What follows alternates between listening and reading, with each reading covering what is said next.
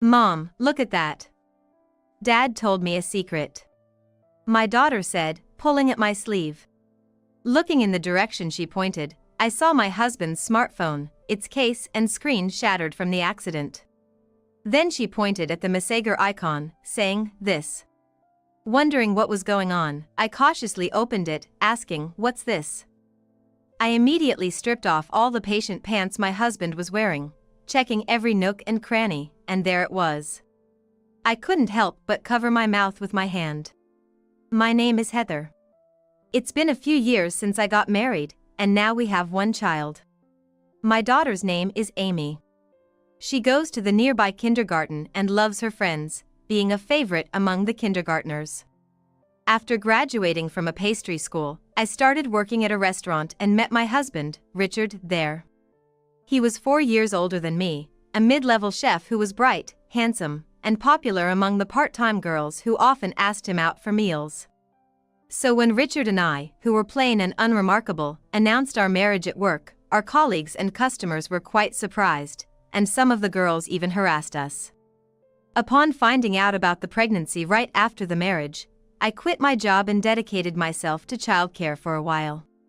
Then, when Richard turned 30, we opened a cafe on the ground floor of our house. Richard, who had always dreamed of having his own shop since childhood, I remember seeing his face sparkle like a boy when he saw the finished interior. To support him, I helped out at the cafe alongside childcare, focusing on new menus and attracting customers. Our cafe was located in the middle of a residential area, so during lunchtime, it was mostly occupied by housewives. Taking note of this, we started hosting a simple cooking school at the cafe on our day off once a week.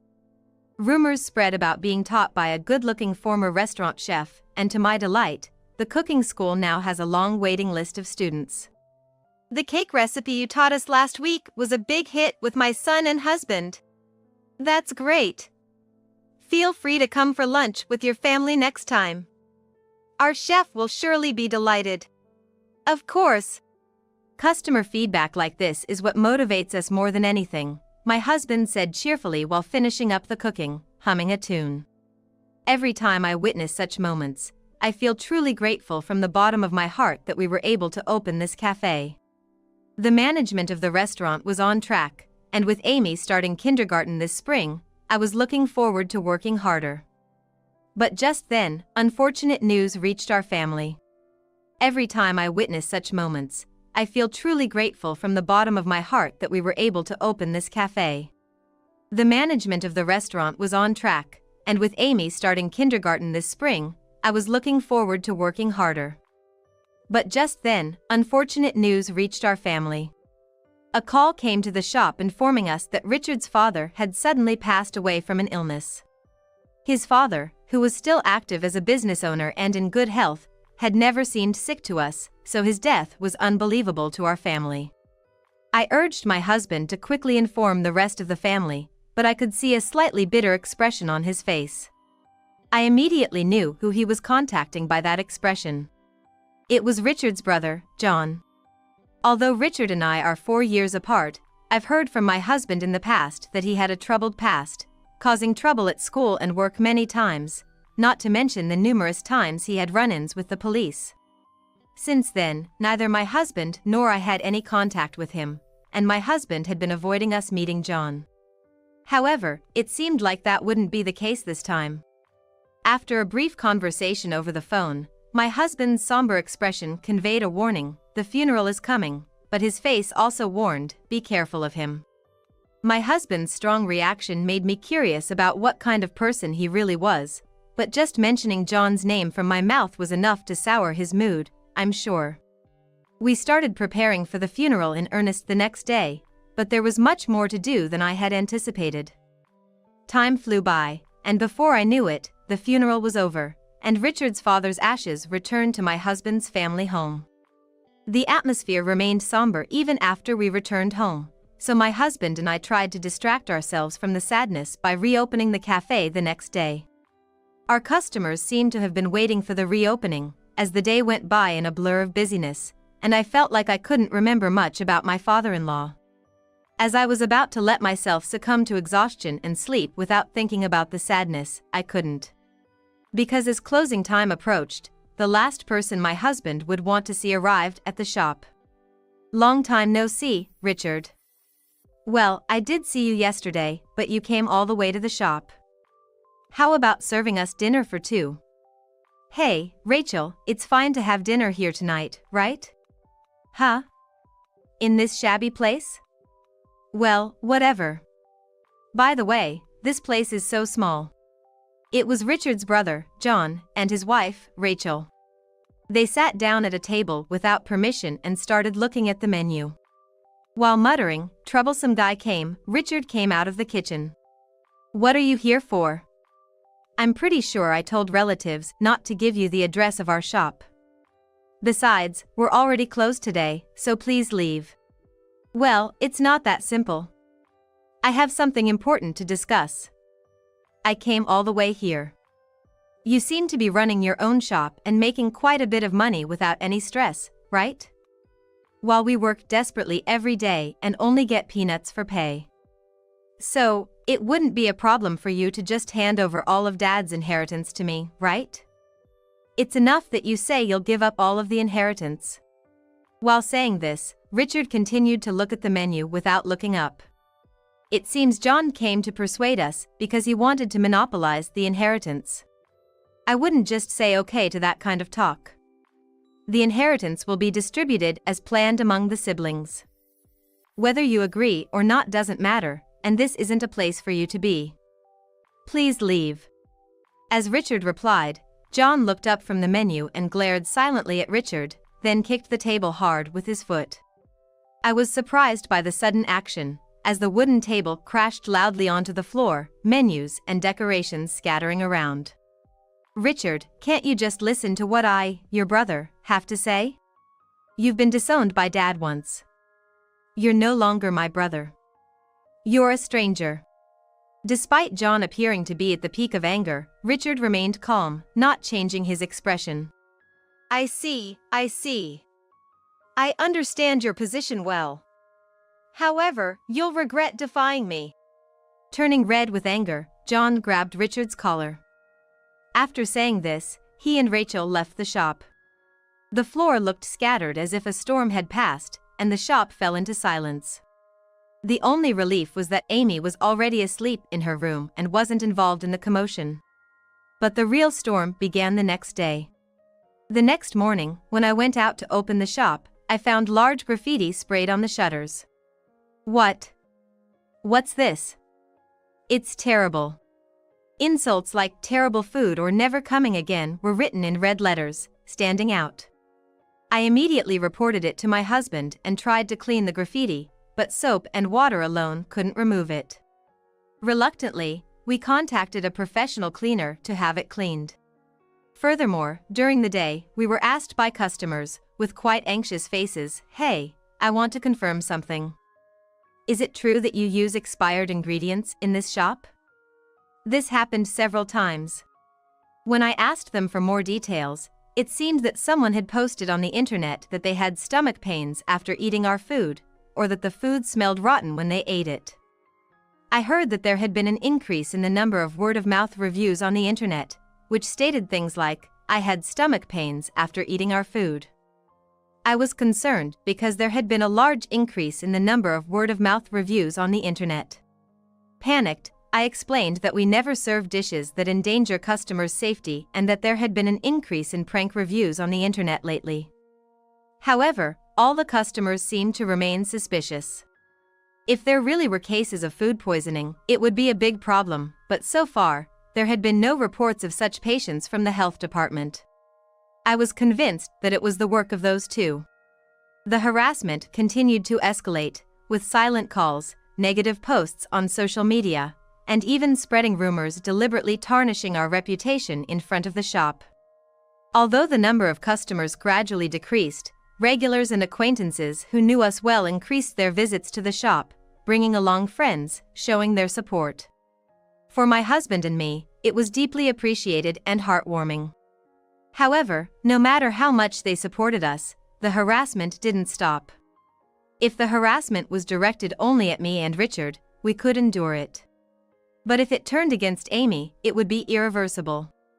Once I started thinking that way, I couldn't sleep at night out of fear, and I couldn't focus even when Amy was at kindergarten, and my husband seemed to be in the same state. After discussing with Richard, we decided to give a portion of the property to John and Rachel before the harassment got worse and Amy was put in danger. One day, I went to the usual market in the morning for shopping. I thought there would be few customers on a weekday, but I felt a strange unease as I hurried back to the shop to make it in time for opening hours. Despite the opening time being near, the shutters remained closed. Feeling odd, I went around to the back door and entered the shop, but the room was eerily quiet, and Richard was nowhere to be seen. "Mommy!" I heard Amy's voice from the back of the shop, so I quickly put down my things and headed towards the direction of the voice. "Amy! What are you doing in such a dark place? Weren't you supposed to go to kindergarten with Daddy?" Amy shook her head anxiously. "No, you see, Mommy, I dressed myself, but Daddy went outside. So, I waited here." Feeling sorry for how long she must have been alone in the shop, I instinctively hugged her tightly. "I see. You did a great job waiting alone. By the way, why did Daddy go outside?" Daddy and Uncle John and Aunt Rachel were here, and they all went out to play, leaving me behind." The names that came out of Amy's mouth made my eyes widen. My heartbeat accelerated, and a vague sense of unease swelled within me. "I'm sorry, honey." I sat Amy down on a chair and hurriedly took out my phone to call Richard. But he didn't answer the phone at all. I tried calling again after hanging up once, but it was still no good. They were taken away by those people over the inheritance issue. Then how should I go about finding them? With John's violent and volatile nature, involving the rough and tough police would be risky. What if he does something to my husband? Should I contact the police just in case? As panic gripped me and my mind raced, it was Amy's voice saying, "Mommy, I'm hungry," that brought me back to reality. I had left breakfast to Richard, thinking I'd be back from shopping in time, but it seems he left before feeding Amy. There's no way we can open the shop today. After temporarily closing the shop with a sign outside, I returned home to prepare breakfast for Amy. As I sat at the table to eat with her, I glanced at the clock and saw that it was nearly noon. Just as I was about to check my phone for any missed calls from Richard, an unknown number called. "Hello. Who is this?" "Hello. I'm with the paramedics. Are you Richard's wife by any chance?" The word paramedic sent a chill down my spine, and the unpleasant thought I had just imagined resurfaced in my mind. While clutching my smartphone tightly, I quietly listened to the person speaking. After the conversation ended, I quickly took Amy and left the house. My hand holding Amy's was visibly shaking. According to the paramedic, Richard had darted into the street and collided with a truck. He had suffered severe injuries and was currently being transported to the hospital by ambulance. With my head in a panic, I drove to the hospital, desperately trying to calm myself with the thought that Amy was in the car. Upon arriving at the hospital, I rushed to find Richard, but a nurse informed me he's in critical condition and undergoing emergency surgery. No time for details. Amy and I were left waiting, and I stared intently at the operating room light. I'm not sure how much time passed, but I noticed Amy had fallen asleep using my lap as a pillow. From the window at the end of the hallway, I could see the evening sky tinged with red. My hands, still shaking since noon, gently stroked Amy's head, making a soothing sound. Then the light went out, and the doctors and nurses emerged. "Are you his wife?" "Yes, that's me." "How is Richard, my husband?" "Please be assured, your husband has pulled through. However, he has not regained consciousness yet. It all depends on his physical strength and vitality now." "Oh no!" Richard was moved to the ICU, and I sat beside him, staring at his face, showing no signs of awakening. Feeling drained and overwhelmed by anxiety about the future. I wondered what would happen if Richard never regained consciousness. No, I couldn't afford to think like that. I gripped my husband's hand, trying to dispel the anxiety and praying for his safety. Then I noticed Amy tugging at the sleeve of my shirt. What's wrong, Amy? Are you tired? Shaking her head, she pointed at Richard's smartphone with a cracked screen and case. Look at this. Dad said it's a secret from Uncle John and the others. Then she pointed to the line app icon, saying, this one. Suspicious, I hesitantly opened it. I saw a barrage of messages that seemed like threats sent from John, now called John, to Richard. Scrolling through, the messages appeared to have been sent over several days. But among them, I discovered a terrifying image and involuntarily stopped scrolling. What is this? Amy and a utility knife? The image showed a man's hand holding a utility knife and another of Amy playing in the kindergarten playground, taken from a distance with a zoom lens. Beneath the images was the message, your thigh won't be enough. Hand over all the inheritance. I quickly removed Richard's hospital pants and found a cut among the injuries, likely from a knife.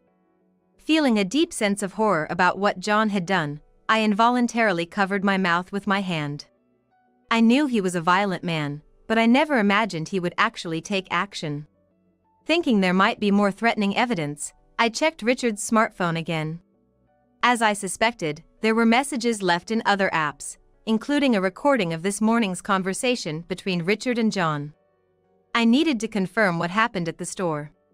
With trembling fingers, I pressed the play button. The content was indeed from this morning, but it was so horrifying that my face turned pale, and I accidentally dropped Richard's smartphone due to my trembling fingers. As I sat in the chair, dumbfounded, John and his wife entered the hospital room. Instead of showing concern for Richard's condition, John blurted out, given his condition, he's got a few days left at most. Have you contacted the funeral home yet? When is it going to be? We're busy, so you better hurry up and decide. Wow, he's a goner for sure. My condolences. While they casually asked me, I was seething with anger at John and his wife. Clenching my fist, I glared at John. What? What's with that look? What do you think we did, huh? What did you do, you ask? Just stop showing your rotten nature. John, he left all the evidence to tell me what you two did. I blurted this out and played the earlier conversation from Richard's smartphone again. The recording started with John and his wife coming to the store while I was out shopping. You two again. What do you want this time? We came to negotiate directly since you won't hand over the inheritance, no matter how long we wait. You saw the photos we sent, right? After a pause, there was a commotion as Richard hurriedly left the store. The sounds of Richard's heavy breathing and footsteps on the ground suggested he was running. Probably to get away from the store to avoid harm to Amy. However, John's voice could be heard shouting, "Wait, you bastard," followed by, "Do you care what happens to your daughter? You know she's still inside the house, right? We won't guarantee her safety unless you hand over all the inheritance." Fine. I'll give you all the inheritance. Just promise me and get out of my family's life. Right after Richard screamed that, the sound of a truck's brakes and the screams of passers-by filled the air. Then the recording stopped. It's because you two came to the store that Richard. Before I knew it, I was crying and shouted at John and his wife through tears. What are you talking about? There's no evidence we pushed him. How strange. She never said anything about being pushed, did she? Suddenly, John turned around at the sound of an unfamiliar voice from behind. I'm from the East Police Station. We received a report of an attempted murder, so I came immediately. The detective introduced himself while showing his badge. Unprepared for the police's arrival, John and his wife froze, their expressions turning pale. Indeed, after listening to the recording, I had immediately contacted the police. Are you the one who called, Heather? Yes, that's me. Thank you for coming all the way to the hospital. Hearing this, John and his wife muttered "you jerk" under their breath and glared at me with bloodshot eyes. They wanted to hear more details, so I explained everything meticulously, showing the evidence I had collected from the past harassment to today's incident. While I was explaining, another detective arrived and handed over a laptop, saying, "Here's the surveillance footage. Please check it." The detective who was listening to me checked the footage, which was indeed from the scene of today's incident. Fast forwarding to the time of the incident, Richard, followed by John and his wife, appeared. It seemed like there was a commotion, and it looked like John's wife pushed Richard.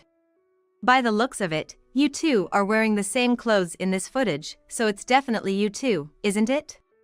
Though it was clear they were the ones in the footage, John and his wife remained silent, unwilling to admit it. Then, Rachel, who had turned pale since the police arrived, spoke up. "No, that's wrong. I didn't push him, I just reached out because he was staggering." She hysterically raised her voice, trying to make excuses, but the police presented more evidence. The detective switched to a different footage, this time showing a truck's dashcam. In the video, Richard appeared on the left side of the screen, and she was seen forcefully pushing Richard's back, causing him to tumble in front of the truck. After seeing this footage, do you still claim you just reached out to him? What do you say? Unable to make any more excuses, Rachel collapsed to the floor. At that moment, miraculously, Richard woke up. "Richard, are you okay? I'll call the nurse right away." Awakening, Richard started to move his mouth as if trying to say something. "Let me explain." "Richard, you can talk? Take your time, it's okay." Hearing my words, Richard slowly nodded and began to reveal the truth about this morning's events. After rushing out of the store, he was quickly caught up by John and Rachel. He disclosed how they had threatened him. He also revealed that John grabbed Richard, who was not responding to his demands, and that during the struggle, Rachel pushed him as hard as she could. "Don't bullshit us. We don't know anything." John, denying the truth that Richard had told, began to act out and tried to resist when a detective attempted to restrain him, eventually hitting the detective in the face. His assault led to an arrest for obstructing law enforcement, as John was subdued and arrested by several detectives. Rachel, too, kept screaming, "It wasn't me. I just reached out to help," but was eventually handcuffed and taken away. Having witnessed everything, I suddenly felt all strength leave my body and slumped into the chair. "Richard, why did you keep quiet about being slashed?" "I didn't want to worry you, Heather, since the harassment continued and you were always there for the cafe and me." "I'm sorry," Richard said, looking remorseful, and I was left speechless. Later, the police revealed that the motive behind John and Rachel's actions was indeed to target our family's wealth, resulting in their disinheritance. John, even after being disowned, had not held a steady job and had been lavishing money on a hostess at a familiar club, accumulating debt, while Rachel indulged in luxury goods with the borrowed money. Eventually, they resorted to loan sharks and were chased by debt collectors, growing tired of such a life when they heard of the father's death. Their share of the inheritance would only cover their debts, leading them back into a cycle of borrowing. That's when they targeted our wealth, thinking they could use Amy as leverage to make us comply with their demands. They forced Richard to promise the inheritance, but believed that if Richard himself were gone, they could get all of the wealth unconditionally. Due to the egregiousness of their harassment and motive, John and Rachel received a prison sentence and would be incarcerated for several years. Weeks after the incident, my husband's injuries finally healed, and we were able to reopen the cafe. Amy could safely attend kindergarten again, and I believed our family could continue to live peacefully. Yet I carried an unsettling feeling since the day Richard was brought to the hospital and I had to remove his pants to check his thigh wound. However, I couldn't pinpoint the source of this unease and felt troubled. One night, Richard went out to celebrate his recovery with friends and came home drunk late at night. He fell asleep on the sofa, and as I thought it must have been fun after a long time and started to change him into his pajamas, I realized what had been bothering me. My husband's leg hair, which had always been there, was completely gone, leaving his legs as smooth as a woman's. While it's true that the trend of beauty-conscious men has grown, Richard was never the type to engage in such grooming.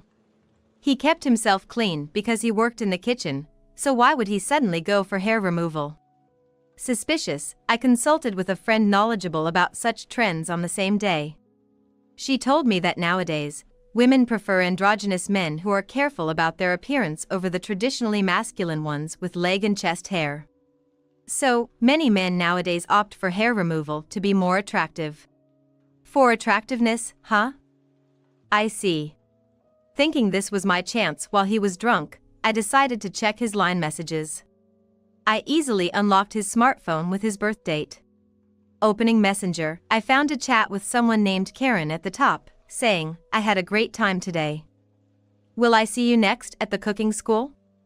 Can't wait." It was clear they had been interacting until just before. This Karen, a student who has been attending every week despite the cooking school being notoriously hard to book, was someone I remembered well. She was noticeably younger and cuter compared to the other mostly older students, standing out significantly. It seemed the supposed celebration with friends was a lie, and he had been enjoying his time with Karen from the evening until now. Unbelievable. All the memories of nursing him every day in the hospital, and helping with the cafe, flashed back in my mind, fueling a resolve that he would never be forgiven. I meticulously saved the remaining chat history with Karen and their couple photos, well organized in an album, onto my smartphone. The cafe that we used to run together as a loving couple now seemed irrelevant. Strangely, all the emotions of supporting each other through life with my husband were turning into nothingness. Preparing for my revenge against my husband's betrayal, I meticulously planned for days without missing a detail. Then, on the day of the cooking school, where I had gathered ample material for retaliation, an unsuspecting Karen arrived smiling and greeting the other students. "Hello," she greeted me cheerfully, her face seemingly smug with triumph. When the time came and everyone, including my husband, was assembled, my revenge commenced.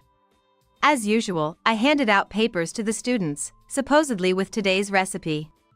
"Today's recipe uses familiar ingredients," I said while replacing the handouts with the exchanges and photos of my husband and Karen, and distributed them to everyone, including them. They quickly realized what it was and started shaking. "What is this doing here? What is this? Don't look, everyone!" The other students, recognizing my husband and Karen, began murmuring, asking questions like, "Isn't this the chef and that student? What's going on?" Given his image as a handsome, former restaurant chef who seemingly ran a cafe harmoniously with his wife, the housewife students started a backlash. "I never thought he was like this. I will never visit the cafe again. This is sickening," they said one after another, and everyone but Karen left the place. "Well, everyone's gone now. The rumors about you two will spread quickly, and this cafe is finished. Can you leave now? I don't want to see your face anymore. After all the care I gave, what a way to repay me," I said coldly, avoiding eye contact with Richard as I put away the kitchen tools the students were supposed to use. What have you done? How could you do something that drives away the customers we've painstakingly gathered?" Richard yelled, perhaps out of embarrassment or anger, or maybe both, as if he was about to hit me. "I'm not joking. I have no intention of continuing with this cafe, and I plan to shut it down immediately. Besides, you're worried about the cafe after cheating on me? I've completely lost respect for you." "What does that matter now? We were finally getting the business on track. You can't just shut it down. Who do you think built this place?" "Who built it, indeed. It's true you wanted to own a cafe, but I was the one who actually paid for the construction of our home and cafe. Yes, I was the investor in the cafe. It turned out after we got married that Richard, who had worked in restaurants, was bad with money and had hardly saved anything. I had saved money from my days working at a restaurant, so when Richard wanted to open a cafe and asked me to sponsor it, I agreed. I hate to say it now, but I've already put the building up for sale. Tomorrow, the agents will come to clear everything, so please pack your things and leave today." "What? I haven't heard anything about this. And packing up today, how can you spring this on me all of a sudden?" "Then forget the stuff, just get out now." Can't you understand I can't stand to breathe the same air as you for one more second? Why don't you stay with Karen? With a look of realization, Richard turned to Karen. Karen, please help me. I have nowhere to go if I'm thrown out of here. You said the other day you wanted to break up with him and live with me, right? Desperately, my husband grabbed Karen's arm, pleading. What? No way. I'm annoyed being bossed around by that woman. Besides, I live with my boyfriend. You were just a convenient fling because you're somewhat handsome, old man. My husband, whose recent exchanges with Karen on Messenger seemed like a lie, was left gaping in disbelief at her attitude. Wait, Karen! Ignoring Richard's call, Karen left the cafe without looking back at him. Then he turned to me. Heather, I was wrong. I apologize for everything. Please let's start over, I beg you. I financed your dream, cared for you, and this is how you repay me by cheating? I can't imagine living with you again. Besides, I've already found a new place for Amy and me to live. We're moving out tomorrow after finalizing everything. I've prepared the divorce papers, just come to pick them up tomorrow. Goodbye. With that, I left Richard alone in the cafe and went upstairs to our home, locking the door behind me. I didn't want Richard to enter ever again.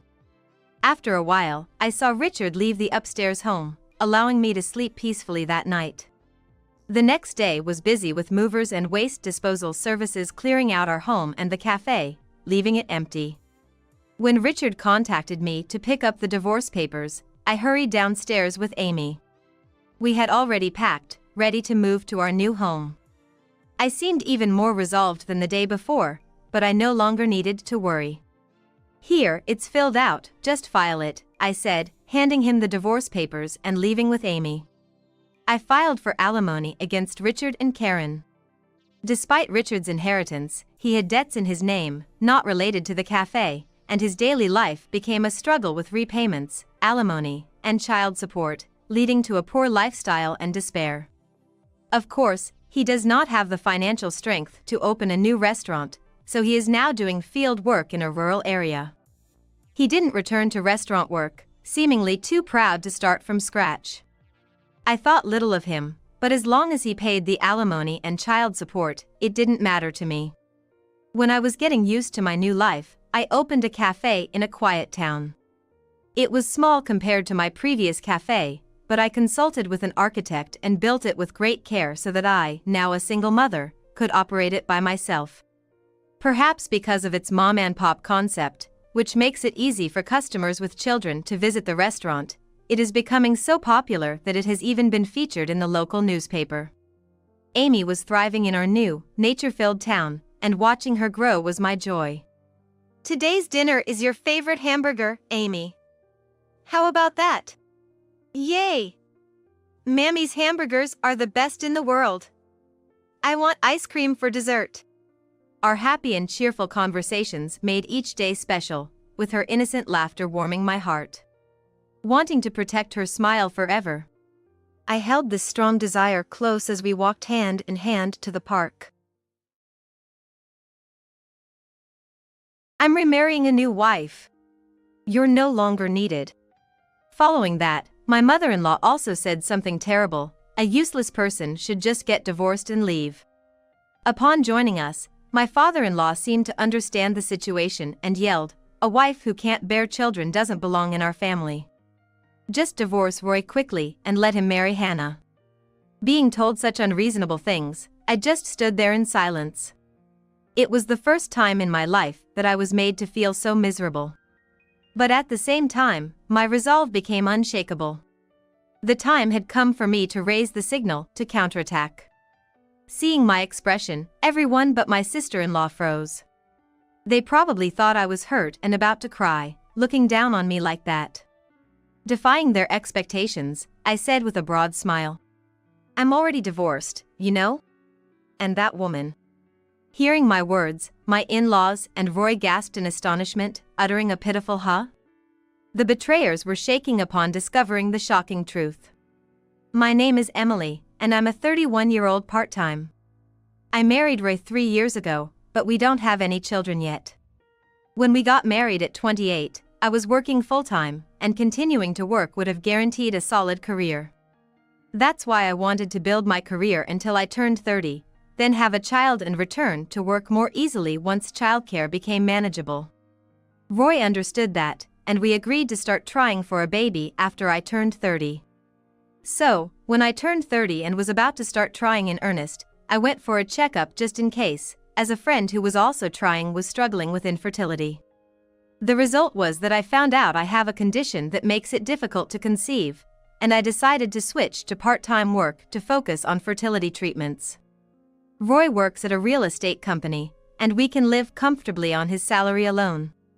We were also able to save a little every month, so he was okay with me working part-time. But that's when the nightmare began. Once it became clear I had fertility issues and switched to part-time, Roy's attitude changed drastically. He used to be kind, but suddenly he said, "I'm full-time, you're part-time, so you should take care of everything at home. If I don't earn money, we can't even afford fertility treatments, let alone live. You need to perfectly manage the household to avoid stressing me out." I was good at household chores since I lived alone, so it wasn't too painful. But Roy started to nitpick everything. If the room was a bit messy, he'd say, "You're lazy. What kind of housewife leaves the room this dirty?" And if the dishes weren't washed right after a meal, he'd say, "A woman who puts off even this isn't cut out for a family. Then work more and earn. There are remote jobs and such hiring, right? Well, you're still in charge of all the household chores since you're part-time and I'm full-time." I had just found out about my infertility, so I was feeling down, thinking it was somehow my fault despite Roy being fine. So I wanted to create a relaxing space at home for Roy, who was tired from work, and tried to meet his expectations. Looking back, I realize Roy was just taking advantage of my weakened state. At that time, I convinced myself to endure until I got pregnant, suppressing my feelings. I thought Roy would return to his kind self once we had a child. Hoping for a sliver of hope, I continued with fertility treatments while managing part-time work and household chores. But the strain took its toll, my health deteriorated, fertility treatments weren't going well, and the gap between us grew. Gradually, I couldn't keep up with the housework, my feelings were a mess, and I became more emotional. Roy then said, "You can't even get pregnant and act all high and mighty. If you don't want to be divorced, listen to me." From that day, he clearly looked down on me. He said I was acting all high and mighty just because I asked him to put his socks in the laundry basket instead of leaving them around, and he yelled, "Shut up." So, I spoke up a bit more firmly. Being looked down upon like this made me feel miserable, and I didn't even know what to do anymore. And Roy began to treat me not as his wife but as a convenient woman or a servant, and my heart grew more and more troubled. A year passed in this way. Ultimately, we didn't have a child, and the gap between me and Roy remained.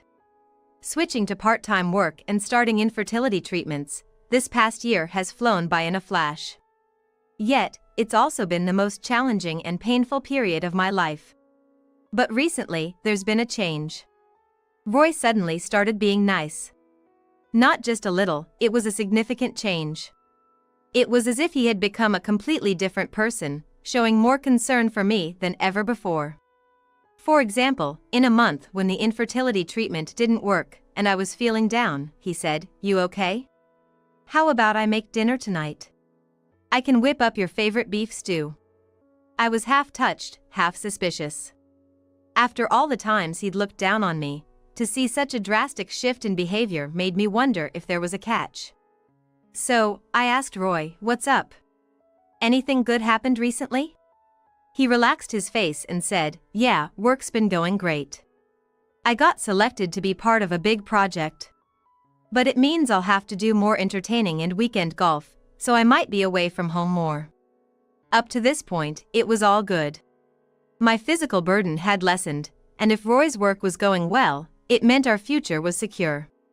If I just accepted Roy's kindness without question, there'd be no trouble. But there was one thing that bothered me.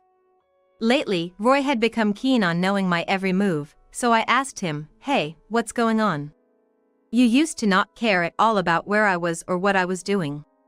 Suddenly, Roy burst into anger. What's wrong with wanting to know what my wife is up to?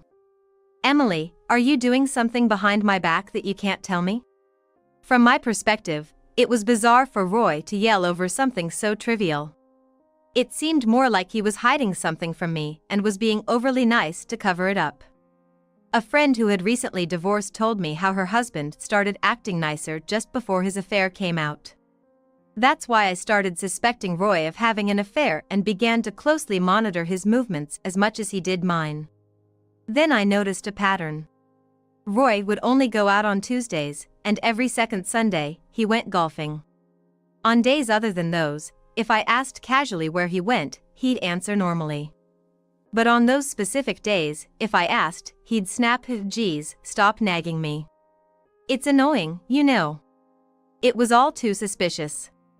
I grew more convinced that Roy might be cheating and decided it was time to take serious action. A few weeks later, worn out from the ongoing covert battle with Roy, I needed a break and went on a little trip. It was about a 20-minute drive from our home, but I'd been wanting to check out this cafe that had just opened. I'd heard there might be a line, but I didn't mind waiting, so I went alone and waited for my turn. That's when I ran into my sister-in-law. She's 2 years younger than me, 29, works as a kindergarten teacher, and is bright and kind. She looks up to me like a real sister, and I dote on her like she's my actual sister. When I called out to her, she looked startled and scanned me from head to toe. She usually wouldn't do something like that, so her strange behavior had me tilting my head. "What's up?" At my voice, she blinked rapidly as if snapping out of it and, after a moment of silence, returned to her usual cheerful self. "Let's have lunch together," she suggested, so we changed the reservation to 2 people and sat down together after waiting for a bit. Over lunch, she told me a shocking fact that left me speechless, unable to even eat. After lunch, though originally planning to go home, I changed my plans. I decided to go to my in-laws' house with my sister-in-law. Their house is about a 30-minute drive from our apartment, a place I usually don't stop by. My in-laws aren't exactly fond of me, or rather, they don't like me much, so apart from Christmas, we don't see each other, making this visit quite rare. From the cafe, it's just over a 10-minute drive to their house. My sister-in-law lives alone and usually contacts her mom when she's coming home. But today we decided to go without notifying her. Today is the second Sunday. Roy was supposed to be at his usual business golf, but for some reason, when we arrived at my in-laws' house, Roy's car was parked there. My sister-in-law unlocked the door for us, and we entered. Immediately, my mother-in-law appeared and asked, without hiding her displeasure, "Oh, why is Emily here?" Just the fact that a daughter-in-law stopped by warranted this attitude. I barely managed to suppress a sigh. Then, from deeper inside the house, I heard voices of a man and a woman, and Roy and a woman popped out. Roy momentarily grimaced, but the woman smiled brightly and said, "Nice to meet you. I'm Hannah, and I'll be Roy's wife from now on." While I was stunned, my sister-in-law, with a furious look, confronted Roy and the others, demanding, "Hey, what's this all about? Explain yourselves." Roy sighed deeply. Then, looking at me with a disdainful expression, he dropped a bombshell. "I'm remarrying a new wife. You're no longer needed." Following that, my mother-in-law also said, "A useless person should just get divorced and leave," hurling awful words at me. Strangely, while I managed to stay calm and rational, my sister-in-law, trembling with either anger or sorrow, gave me a look of sympathy. Meanwhile, Roy, Hannah, and my mother-in-law looked down on me with a smug attitude, showing no remorse. Then my father-in-law, attracted by the noise, came in and immediately understood the situation, yelling, "A barren wife doesn't belong in this family. Hurry up and divorce Roy and let him marry Hannah." "Dad," my sister-in-law shouted, trying to stop him, but I slowly raised my head. And that's when I signaled my counterattack. Seeing my expression, everyone but my sister-in-law froze. They probably thought I was hurt, about to cry from being looked down upon like this. Defying their expectations, I smiled broadly and said, I'm already divorced, though. And about that woman. The implications of my words, especially the fact that I mentioned I was already divorced, left Roy and my in-laws stunned, only able to utter a pathetic huh? I wanted to expose Hannah's true identity right then and there. But instead, I sighed and said, Roy, do you remember the fuss a while ago? When you threatened to divorce me and prepared the divorce papers. Those papers were signed, so I did my part. We're not husband and wife anymore, without needing to be told. Roy, reminded of that incident, lost his earlier composure. Instead, he began looking around frantically, his unease palpable. A few days ago, Roy and I had a fight, and in a fit of rage, he signed the divorce papers and threatened me. The cause of the argument was trivial. I had simply asked him again where he goes every second Sunday. He always evaded the question, and I thought it was about time to get a straight answer. Roy, turning red, shouted in what's become a standard response, "You always ask that. Are you trying to control me? I'm not having it." I was merely asking where he was going, but his extreme reaction to my question about the second Sunday was absurd. Still, Roy kept ranting and stormed out of the house.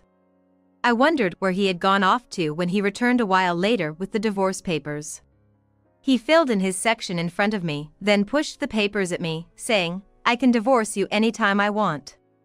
When I asked him if he really intended to divorce, he nodded emphatically. So, I secretly filled in my section too and kept the papers in my bag, ready to submit at any time. In a way, it was like a talisman. If anything happened, I could use these papers to dissolve our marital relationship, a magic piece of paper. And today, after running into my sister-in-law and hearing a shocking story, reaching my breaking point, I submitted the divorce papers before heading to my in-laws' house. Hearing this, Roy argued, "That was just a threat, I didn't mean it." But my sister-in-law retorted, "You signed it yourself saying you could divorce any time, that clearly shows intent," leaving him speechless again. Sarcastically, I said to Roy, "So, our marriage is pretty much in ruins. Happy now?" Roy was about to say something when his mother interjected with a smug look, "Oh, is that so? Well, we were expecting you to divorce anyway, so that's fine by us." It seemed like Roy's father shared the same sentiment, nodding in agreement. To my in-laws, my divorce from Roy was inevitable, so to them, it was more of a relief than anything else. Hannah, standing next to Roy with an annoying grin, seemed pleased with herself. Noticing this, Roy chuckled smugly, "Yeah, that means I can start my life with Hannah, the first step to our future together." It was disgusting. My sister-in-law looked frustrated, as if embarrassed by these four. To me, these clueless family members and Hannah were just too foolish to take seriously. Ignoring their triumphant looks, I pulled out my phone. Then, I showed Roy and the others a photo that clearly depicted Roy and Hannah in a compromising situation. Timestamped and location tagged. I said to Roy, "I didn't file for divorce on a whim. I've been compiling evidence of your affair from the start," I declared, watching Roy swallow hard. Glancing at him, I added that I intended to demand alimony, right when Hannah burst into laughter. Frowning at Hannah, she blurted out, "So, you've been investigating me too? About that woman, guess you figured it out. I was gonna reveal that I'm pregnant. Too bad, Roy and his parents already knew and even let me stay here on purpose." My sister-in-law was shocked. When we met at the cafe, she had already been informed by Roy and my in-laws that we had divorced. The reason they gave her was shocking. They claimed I was terminally ill and had decided to break up with Roy, who had supposedly made a tearful decision. Roy had told his sister a lie about breaking up due to a fake illness. Hearing this story, I was appalled. According to my sister-in-law, Roy had cautioned her. "Emily is despairing over her life now. So, please don't contact her and accidentally upset her." Hence, my sister-in-law avoided reaching out to me, thinking it was for my own good. But upon returning home, she was surprised to find a strange woman living there, introduced as Roy's new wife by my in-laws. She had realized she'd been deceived all along. But hearing about Hannah's pregnancy was new to her. As Hannah gloated, I burst into laughter. Then turned to her. Of course, the detective caught that you're pregnant. But I brought something even more interesting since it's unlikely that Roy and his parents wouldn't know. The atmosphere tensed. Everyone held their breath, wondering what bombshell I would drop next. And the moment I opened my mouth, the silence was broken, and the situation drastically changed. And what I wanted to say is, Hannah is pregnant with another man's child, not Roy's. Hannah's face paled, and Roy was speechless, while his parents slowly turned their gaze towards her. I had spared no expense on a detective to gather irrefutable evidence and information beneficial to me post-divorce. I had requested detailed investigation reports and evidence, including photos with date and time stamps. By the time of our divorce fiasco, I already had enough evidence to confront Roy. The reason Roy only left on Tuesdays and every second Sunday was because those were Hannah's days off from work. Roy inadvertently dug his own grave by filling out the divorce papers, making it a windfall for me. I could have cornered Roy with the evidence I had, but I thought it was too soon. That's because the detective had mentioned that Hannah, Roy's affair partner, seemed to have a dark shadow hanging over her. So, I decided to request a more detailed investigation into Hannah. It turned out Hannah was pregnant, and Roy was aware of it. This was somewhat expected. However, Hannah insisted on going to the doctor alone, stubbornly refusing to take Roy with her. It seemed Roy thought nothing of it. But Hannah had a clear intention to keep another man from suspecting anything. In reality, Hannah was involved with another man, a married man with children, and the child she was carrying was undoubtedly his. The married man, unable to leave his family for Hannah, had agreed to cut ties by paying all expenses related to the pregnancy and a lump sum for child support upon Hannah's request. The agreement was to settle their relationship by paying child support if a test after the child's birth confirmed his paternity. Therefore, it appears that this man was always accompanying Hannah to her doctor appointments, leaving no opportunity for Roy to join. Roy, unknowingly, had dug his own grave by signing the divorce papers, making my case even stronger. I had collected evidence of Hannah entering the maternity clinic with another man and even secured audio recordings, presenting all the proof to them then and there. As Hannah grew visibly distressed, Roy exploded in anger. "You deceived me?" Me, while his parents echoed his outrage. Feeling it was too harsh to gang up on a pregnant woman, I exclaimed, "Enough. This is shameful. You're all in the wrong here. Roy for cheating, his parents for condoning it, and Hannah for planning to use Roy as a fallback. Your actions are nothing but a petty quarrel." Silenced by my outburst, everyone was left speechless. Now that things have come this far, there's no turning back. I've made up my mind. After discovering Hannah's shocking hidden side, there's no way these people could live together anymore. But what I couldn't forgive was Roy. How he bad-mouthed and looked down on me while I quit my job to focus on fertility treatments, and how he suddenly started being nice to avoid suspicion the moment he started his affair.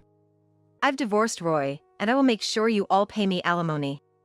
Hannah, you'll be raising 2 children on your own now, but since you're the one who did this, you better take full responsibility. After saying that casually, Hannah turned pale and exclaimed in shock, "You knew about my other child? How? Where did you?" To make it clear for Roy and his bewildered in-laws, I started to explain. Hannah has been letting her parents raise her child.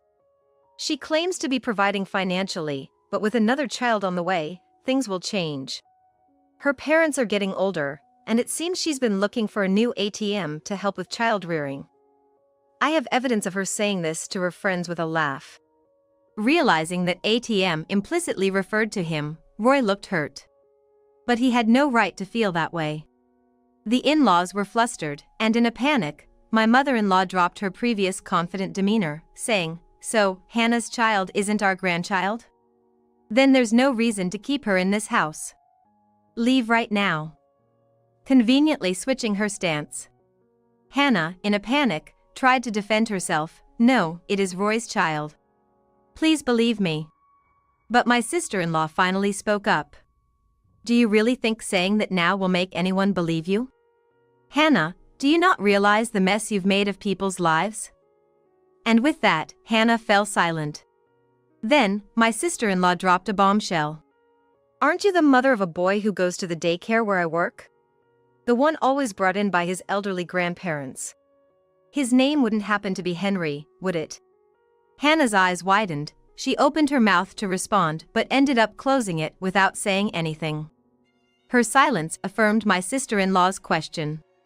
Shocked, my mother-in-law collapsed on the spot, and my father-in-law looked back and forth between us, panicking. It seemed like the right moment. I presented Roy with an ultrasound image, saying, "Thanks to the fertility treatments, I successfully got pregnant with your child. I was about to tell you after dealing with the morning sickness, but then your affair became undeniable. This child is undoubtedly yours. We won't be living together, but expect to pay child support." Roy looked devastated, but my audacious mother-in-law chimed in, "If there's a child, then she still has the right to be a wife. I'm sorry, we were just misled by this woman. Please, Emily, come back to us." Ignoring her, I turned to leave the house. As my mother-in-law called out to me repeatedly, I turned back once and said, "What are you doing? You never liked me from the start, and once you found out Hannah was pregnant with your son's child, what action did you take? You're beyond brazen." Taken aback by my confrontation, my mother-in-law lowered her head again. My father-in-law, perhaps realizing their folly, said nothing more. After all, they discarded me just as I no longer needed to acknowledge them as family. Stepping outside, my sister-in-law repeatedly apologized, asking if there was anything she could do. I said, "Just make sure they don't get away with this. From now on, I'll be handling things through a lawyer with Roy. And from now on, let's not be sister-in-law and sister-in-law but friends instead." Surprised, my sister-in-law nodded and said, "Let's get through this together." Following that, I hired a lawyer and demanded alimony. They pleaded inability to pay the substantial amount I demanded, but after I threatened legal action and assured them of my relentlessness, they reluctantly agreed. Hannah's affair with the married man came to light, leading to a confrontation and eventually reaching his wife's ears, causing an uproar. Consequently, overwhelmed by our demands, Hannah turned to her parents, who, after scolding her, came to us to apologize and settled the amount in full. Hannah desperately turned to her parents' home for help. Naturally, she was severely scolded by her parents, who then dragged her to our place to apologize. After giving birth, Hannah will have no choice but to work from dawn till dusk, making it impossible for her to indulge in affairs ever again. Despite being incredibly irresponsible, given she has children, Hannah is now under the strict financial control of her parents, unable to find any release for her stress. Having lived selfishly until now, I hope she lives for her children from here on out. On the other hand, Roy faced a disastrous fate as well. While it was good he paid me the alimony, he had to sell the family home to come up with the money. Now, he and his parents are huddled together, living in a cramped, run-down apartment.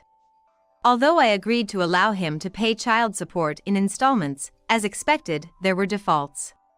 He probably thought a little delay would be fine, based on whatever he read online. I had warned I would be relentless. I promptly took legal action for enforcement. This resulted in his company being notified, revealing his divorce and child support delinquency.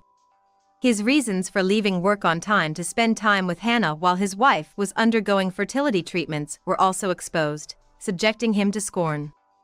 Eventually, he quit his job and took on debt to pay me the child support I demanded. Now, Roy is trapped in a lifetime of debt hell, with his parents also collapsing alongside him. Roy works solely for debt repayment, and his parents can no longer enjoy a graceful retirement but must return to work. Their irresponsible blaming of each other led to daily disputes, so much so that the police were called for disturbing the peace. Now, they seem to be working quietly to manage the debt, complaining all the while. Afterwards, I moved back in with my parents, apologizing and living with them for a while. Thanks to my parents' support post-delivery, things eventually got better, and my former employer even offered me my job back as a full-time employee. I also arranged for my daughter to be taken care of at the daycare where my sister-in-law works, which was a relief. Now, living away from my parents, I'm a mother raising my daughter alone, but I'm managing well thanks to the support and kind words from those around me. I've decided to cherish these invaluable connections and raise my precious daughter to be a fine person. What? Suddenly, my husband splashed beer on me, exclaiming, "What's with that attitude? You're just a parasite living off me. If you have a complaint, then get a divorce and leave. Someone like you is just in the way." Somehow, he produced a divorce paper already filled out with his name and threw it at me. Divorce. Under normal circumstances, one would panic, but my feelings were different. Rather, I had been longing for these words. All right. I accepted far more readily than I believed possible. Huh? My husband was taken aback by my calm acceptance. Ignoring my surprised husband, I calmly began to prepare to leave the house. However, he seemed to think I wouldn't really leave, and while he laughed at my preparations, that laughter would only last until today. He's about to learn what it means for me to be gone. By then, his smug smile will turn into an expression of utter misery. My name is Emma. I'm a 43-year-old housewife. I live with my husband Ryan in a quiet residential neighborhood. Ryan and I started dating about 10 years ago, introduced by a mutual friend. From dating to marriage, it took about 2 years. Looking back, I wonder why I decided to marry Ryan. It's a mystery. He was so quiet initially, responding to my attempts at conversation with brief yes or okay answers, making it honestly boring to be around him, and I thought we would break up soon. But before I knew it, we were married. Well, all of that was Ryan's fault for what he said. I will make you happy. I promise to make you happy. You won't have to suffer, trust me. He proposed, sounding like something out of a drama. The moment I heard it, I wondered if he was deluded about himself. But Ryan's face was so serious, I couldn't help but laugh. I didn't expect to hear something like that. And your answer is? Yes, I'd be happy to. And so, we became husband and wife. After getting married, we moved into the house my father used to live in. My father had been talking about returning to his hometown to work for a while, and in the course of those discussions, he frequently suggested, "Why don't you live here?" With our marriage, the timing aligned, and thinking of the future and the convenience, we decided to live here. I believed we would have a happy married life together. "Here you go," my husband said, throwing an envelope at me as he returned from work. It was white one. Thanks. It's not thanks. It's thank you very much. Thank you very much. With that, Ryan seemed satisfied and went to change into his casual clothes. Opening the envelope, it contained $600. This isn't enough, I muttered to myself. The envelope thrown at me by my husband contained $600 for our monthly living expenses. Since getting married, the living allowance he gave me was just $600 a month. Electric bills, gas, water bills, plus groceries and everything else.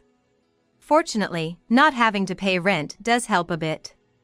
I've told my husband countless times that this isn't enough to live on, but every time, the response I get from him is awful. Huh? You should be grateful to even get $600. I'm busting my back every day, working long hours and enduring stress from my bosses. And you're telling me to give you more because it's not enough? For a mere housewife like you? It's always like this. He claims he's having a hard time, working hard every day to support the house, so I shouldn't nag. It always happens. Yes, I get where he's coming from. But that's a separate issue. Trying to reason with him only sours his mood and makes the atmosphere at home terrible. In the end, I cave, and it's as if nothing happened. The shortfall in the living expenses, I cover by dipping into my savings from when I was working. This has been going on since we got married. Where did all those promises from his proposal go? My dissatisfaction with my husband, who seems oblivious to any happiness, just keeps piling up, while he continues to live as he pleases. as if he were the king of his own little country. Hey, beer. Yes, oh, sorry. We're out of beer. Huh? What do you mean there's no beer? I told you before to always keep it stocked, didn't I? Sorry, I was so busy with house chores, I couldn't go shopping today. Despite explaining my reasons, it's as if my words don't even reach his ears. Don't give me excuses. You're a stay-at-home wife, aren't you? Then household chores are your job. That includes shopping. The only thing that can soothe me after a hard day's work is a beer. And you ruined that. You destroyed my moment of bliss. Once it gets to this point, anything I say is futile. All I can do is listen to his rant. Then, watching for a moment, I say, I'll go buy it right now. Hurry up. My precious time is ticking away while we're talking. Dressed in my house clothes, I dashed to the nearby supermarket to buy beer. I ran back home with the beer. By the time I arrive, I'm out of breath, with sweat dripping down my forehead. I'm back, here's your beer. My husband, lying on the couch and yawning, snatches the beer from me. Then, sitting up, he takes a sip. This is it. Nothing beats beer after a long day. Glad you like it. You look tired, and you're sweating. You smell a bit, too. Go take a shower. As if it's my fault I ended up like this. His thoughtless words hit me hard, both irritating and shocking me. Really, he only thinks about himself. A month has passed. My husband is still only concerned with himself, not caring at all about me or the house. His absolute dominance is almost impressive at this point. You're not going to see me off to work. I'm in the middle of laundry and can't stop right now. I don't need excuses. Don't make me say this so early in the morning. Sorry. With a click of his tongue, my husband heads off to work. I watch him leave until he's out of sight, then return inside the house. The moment I close the door, I let out a deep sigh. How long do I have to keep living like this? Regret for marrying him and negative feelings about my future life surged through me. Even doing my usual chores feels impossible today. I zone out while looking at the garden. Having a day like this once in a while might be nice. I tell myself, almost as an excuse, that I've worked hard enough up until now. Then, the cell phone I had placed nearby starts ringing. It's my husband calling. I debate whether to answer it or not, almost hoping he'll give up during my hesitation. But the call from my husband doesn't stop. I sigh deeply once more. And then, deciding to face whatever it is, I answer the phone. Hello? Why don't you answer right away? How many times do I have to call? I'm sorry, I couldn't pick up right now because my hands were full. Well, whatever. What's for dinner tonight? I'm surprised. He's never called to ask what's for dinner before. What's this about? I'm still thinking, but maybe beef stew, it's been a while. Huh? What? His cryptic behavior is troubling me. What's going on? My colleague said he's going to eat steak after work today. And then, he asked what's for dinner at my place today. What do you think? What do you mean, what do I think? Don't you think it's strange? My coworker's eating fancy steak while I'm stuck with stew. How come I, his senior, have to eat cheaper food than my colleague? His dissatisfaction is clear from his tone. He's envious of his coworker getting to eat something as nice as high-quality meat. Meanwhile, he's at home eating stew. Clearly, he wants to eat something even better than steak. He wants something that would make his coworker jealous. He wants to be thought of as amazing. You know we can't afford that kind of luxury, right? If you really want it, you'll have to figure it out yourself. Indeed, we don't have the means to eat such fine foods. Of course, if he's willing to pay for it, that's a different story. But that's unlikely to happen with him. It's really pathetic. Don't you care at all? That I'm falling behind someone like my colleague? Don't you, as my wife, feel anything about this? But what can I say? We simply can't afford it. He doesn't seem to understand that at all. If it were possible, I would do it. But as I said, we don't have the means for that, do we? Especially when you give me so little for the household expenses. I couldn't help but complain. Immediately, he retorts sharply. What? Do you even understand how hard I'm working to earn money? And there you are, just living off of me, daring to complain. If you have complaints, why don't you manage the household chores better? Other housewives are perfect at managing their chores, not you. You're the only one who complains to the breadwinner. I didn't say that much. I'm just asking for enough to cover our monthly expenses. That's what's annoying. Who do you think you are? If you're going to complain that much, why don't you work and earn some money yourself? His anger explodes. At this point, there's nothing I can do but apologize. I'm sorry. I've been too demanding. This usually smooths things over quickly. But this time was different. You think you can just apologize and everything will be fine? You think I'll just forgive you? No one's going to forgive that. The anger I've accumulated over the years won't be settled with just your apologies. His reaction was unexpected. His anger had been significant until then. It was all over the difference between having high-end meat or stew. There's no need to get that angry. It's fine. Talking to you is just a waste of time. I won't be coming home tonight. Do whatever you want. See ya. Wait. The call was disconnected. I never thought it would come to this. The next day, my husband didn't return home. Was it really that terrible for him? Just because of one meal's content, to show such anger? I pondered if I was at fault and considered apologizing to my husband, but each time I thought, am I really to blame? After all, it all started with his unreasonable demands, not understanding the household matters. Each time I questioned myself, I could feel my heart growing heavier. Still, as a wife, I had no choice but to support my husband and keep telling myself that. About a week later, my husband came back. I've been away for a while, but this place is covered in dust. Did you even clean? This is my castle, you know? I can't understand how you could leave it dirty like this. I did clean, but I've been feeling a bit under the weather recently. Maybe I couldn't do as much as I wanted to. Despite everything, I found myself wanting to rely on him. I didn't do anything specific. Just a few kind words would have been enough. However, the words that came out of his mouth were far from kind. Get the dinner ready. Are you going to leave your tired husband who's been working all this time unattended? Couldn't become a good wife in a week, huh? In the end, you're still the same useless wife, aren't you?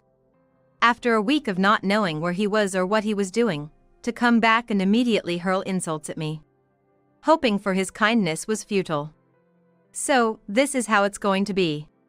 In the next moment, I felt a sense of lightness I had never experienced before. This was new to me.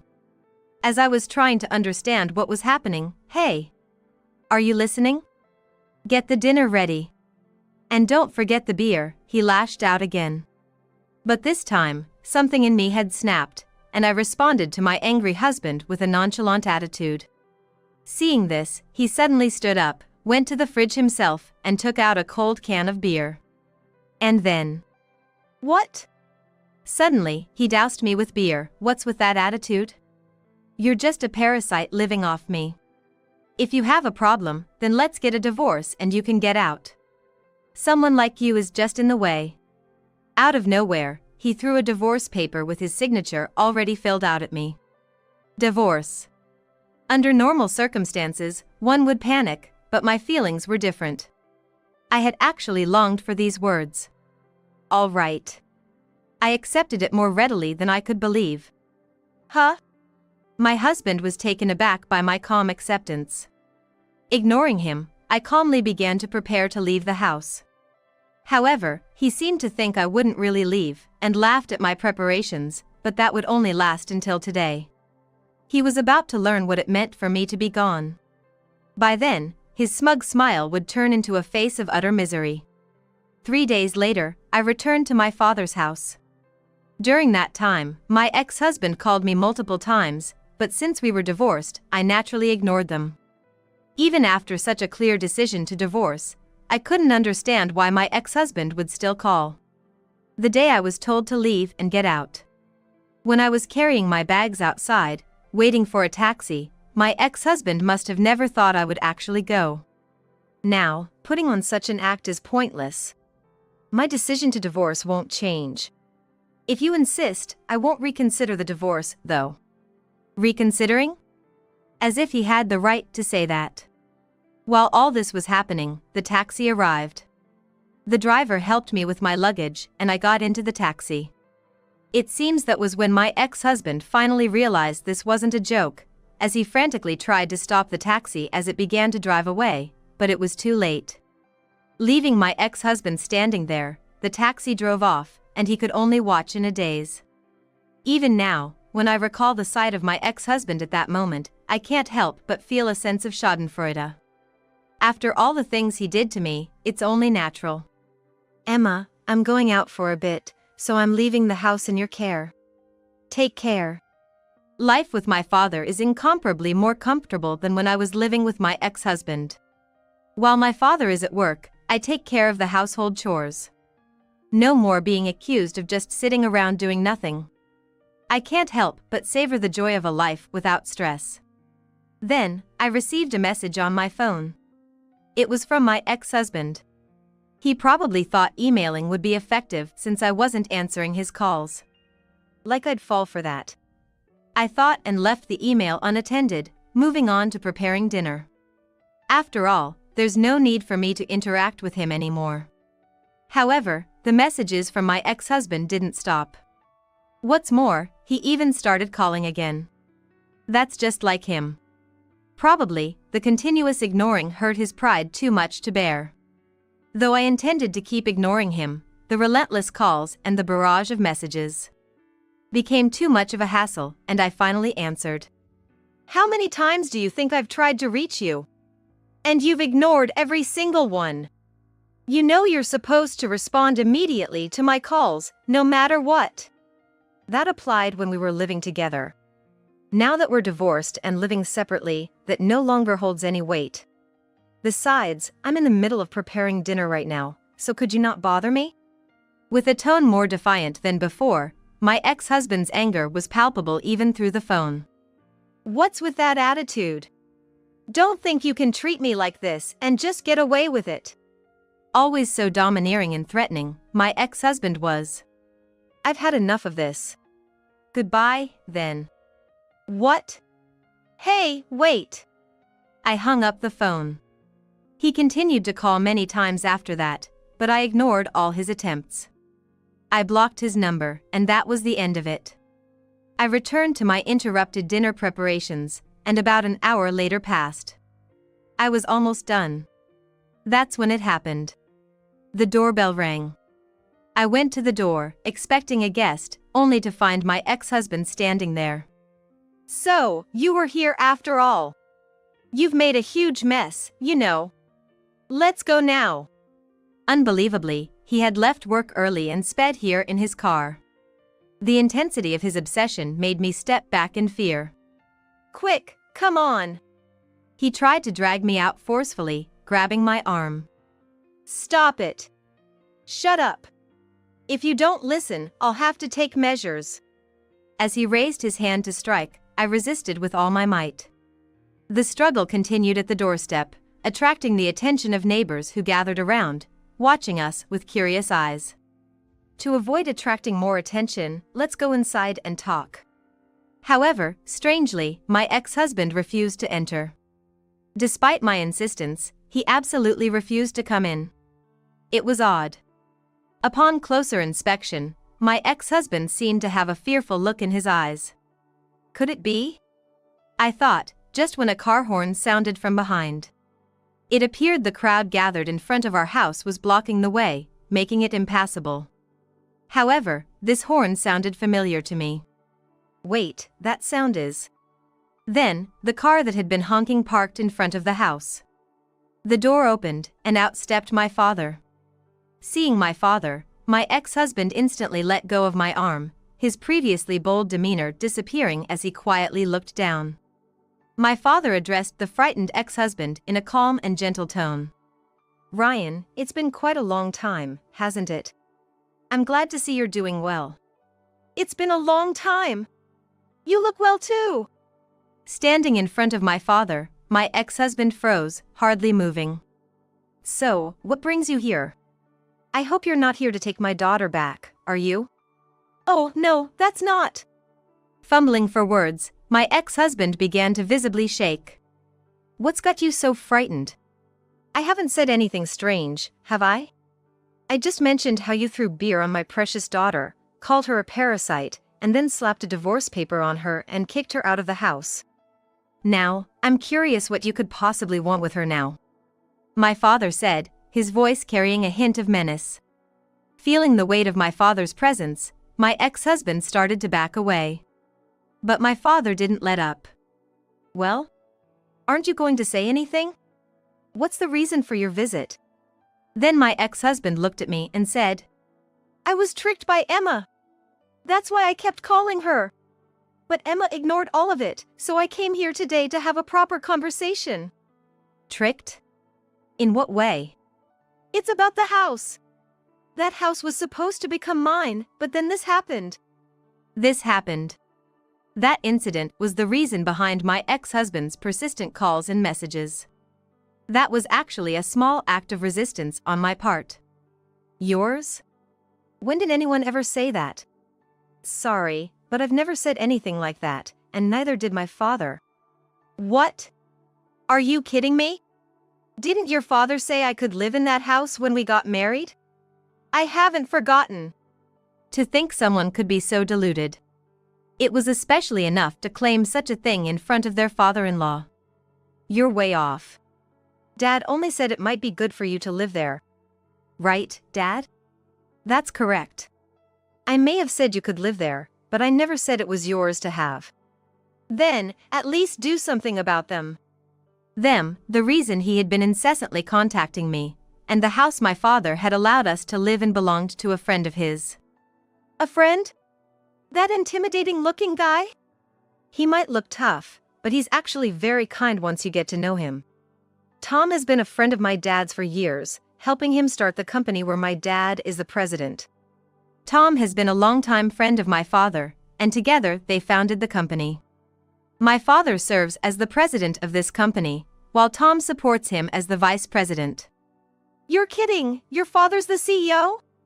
Why didn't you say anything sooner? Sorry, it slipped my mind with all the moving and other stuff going on. Dad was also quite busy back then, weren't you? Yes, at that time, we had a major deal going on, and things were hectic. I stayed here, and Tom handled things over there. He really helped me a lot.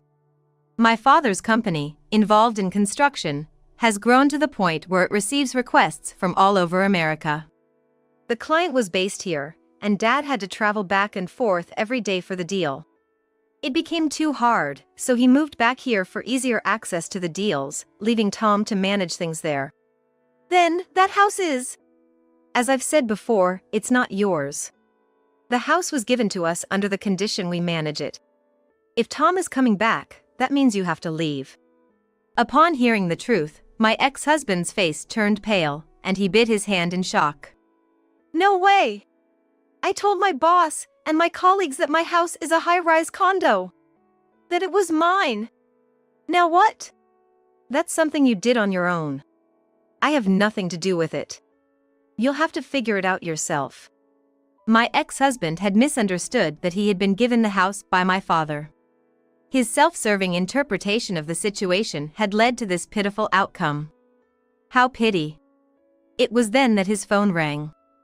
Glancing at the screen, my ex-husband screamed and threw the phone away, collapsing onto the sofa and muttering incoherently. And he was collapsing onto the sofa and muttering incoherently. Picking up the phone, I saw the call was from his boss. And there were messages from colleagues as well. We're at your house right now. They're saying this isn't Ryan's house. I'll call you, so please answer. Almost immediately, another call came in. I tried to hand the phone to my ex-husband, But he buried his face in the sofa, mumbling unintelligibly, motionless. Driven by his pride, my ex-husband had always tried to present himself in the best light. He would spend his monthly salary on treating others, trying to convince everyone he was wealthy. This incident exposed his true self, leading to a breakdown of his character. I forcibly took my motionless ex-husband to the car and drove him to meet his colleagues. Seeing him in this state, they were speechless, recognizing a side of him they had never seen before. Perhaps out of fear, they ran away. Afterward, my ex-husband was laid off from his job. The company had deemed there was no hope for his return and decided to let him go. He's now back at his parents' home, recuperating. Despite our divorce, there's still the matter of money he owes me. Currently unable to work, his parents have covered his debts, tearfully apologizing to me. While it left me with mixed feelings, that's just how things are. I hope my ex-husband can repay the kindness his parents have shown him. As for me, here are the documents for the next deal. Thank you. But this makes things difficult. If you keep saying that, we'll fail the next deal. You need to focus. Good grief, I sure have got myself some employee. I've since joined my father's company and am living a fulfilled life, very different from before. Balancing housework and my job is challenging, but it's nothing compared to what I went through before. Lynn, you did great with the birth. She's a cute girl, looks just like you. Now, I finally get to be a father. I'm so happy too, Tom. Let's be happy together from now on. Caught up in my own reasons for being at the hospital, I found myself fixated on a couple. The man was holding a newborn, watched over tenderly by the woman. It could have been an ordinary scene. If not for the fact that the man was my husband, Tom, and the woman was my sister, Lynn. I took a video from the shadows, quietly focusing the camera while suppressing my shaking hands and voice, and snapped a few photos too. Trembling with anger, I knew I couldn't afford to be discovered, so I kept silent. After finishing, I sent the evidence to certain people all at once. Meanwhile, my husband and sister continued to look at each other with happiness, completely unaware of my presence. Watching them from the shadows, I muttered, "Tom. Lynn. I'll make sure everyone celebrates this, just you wait." Leaving only a cold voice behind, I was surprised at my own calmness as I left the hospital. I was determined not to let them be happy. As soon as I made up my mind to do so again, my body stopped shaking. 3 days later. At around 3:30 p.m., Tom finally came home. Suppressing the urge to confront him immediately, I greeted him with an innocent face. "Welcome home, Tom. You must be tired, right?" "I'm home." "Yeah, this business trip was tough. It all happened so suddenly." He sighed heavily, taking off his tie and removing his slightly wrinkled black suit jacket. I took it and hung up as usual, not forgetting to flash him my best smile. "More importantly, I'm really sorry for bailing on our anniversary. I'll make it up to you. It's a special day for us, after all." My husband looked remorseful, lying perfectly. I knew the truth, there was no business trip. He canceled our anniversary to meet my sister. He obviously didn't know I was aware of. Despite being fed up with his lies, I knew I needed to bide my time for the sake of getting back at them properly. "It's okay. You were working, after all. You're working hard for our family. I won't complain. Besides, standing around won't get you rested. Dinner's ready, so come on in." I was quite impressed with my own acting, treating him as if nothing was wrong. Completely fooled, he relaxed and followed me into the living room, showing a relieved smile. When the door opened, my husband, Tom, let out a whoa, which almost made me laugh because it was exactly the reaction I expected. It was no surprise he was shocked. The room was so packed with people you couldn't even see the floor. There were about 30 people in total. The moment Tom opened the door, all eyes were on him. "Tom, you're back. We've been waiting for you. Dad, Mom, aunts, and uncles. What's going on here?" Come on, don't just stand there. Find a place to sit. The 30 people gathered were Tom's relatives. Though everyone was silent as if at a wake, they all stared at him. Tom swallowed hard in this strange atmosphere. I forced my bewildered husband to sit and made him join the circle of relatives. Thank you all for waiting so long. My husband Tom has finally returned from his business trip. We were supposed to celebrate our anniversary yesterday, but a sudden work trip came up for him. However, I have no complaints because work comes first. Tom is always so dedicated to his job, and I respect that about him. Even as I greeted the relatives, Tom still looked at me with a puzzled expression. As you all know, Tom works for the construction company run by his father and is making great strides as his successor. Despite his busy schedule, his continuous effort is truly admirable. However, he does have one concern. The relatives remained silent, hanging on my every word. With the compliments, Tom finally began to relax and listen. Like his father chose him as a successor, there will come a time when we have to think about who will take over from Tom. Unfortunately, we do not have any children. I am infertile. Ah. Sympathetic murmurs rose. I smiled at the relatives, acknowledging their concern.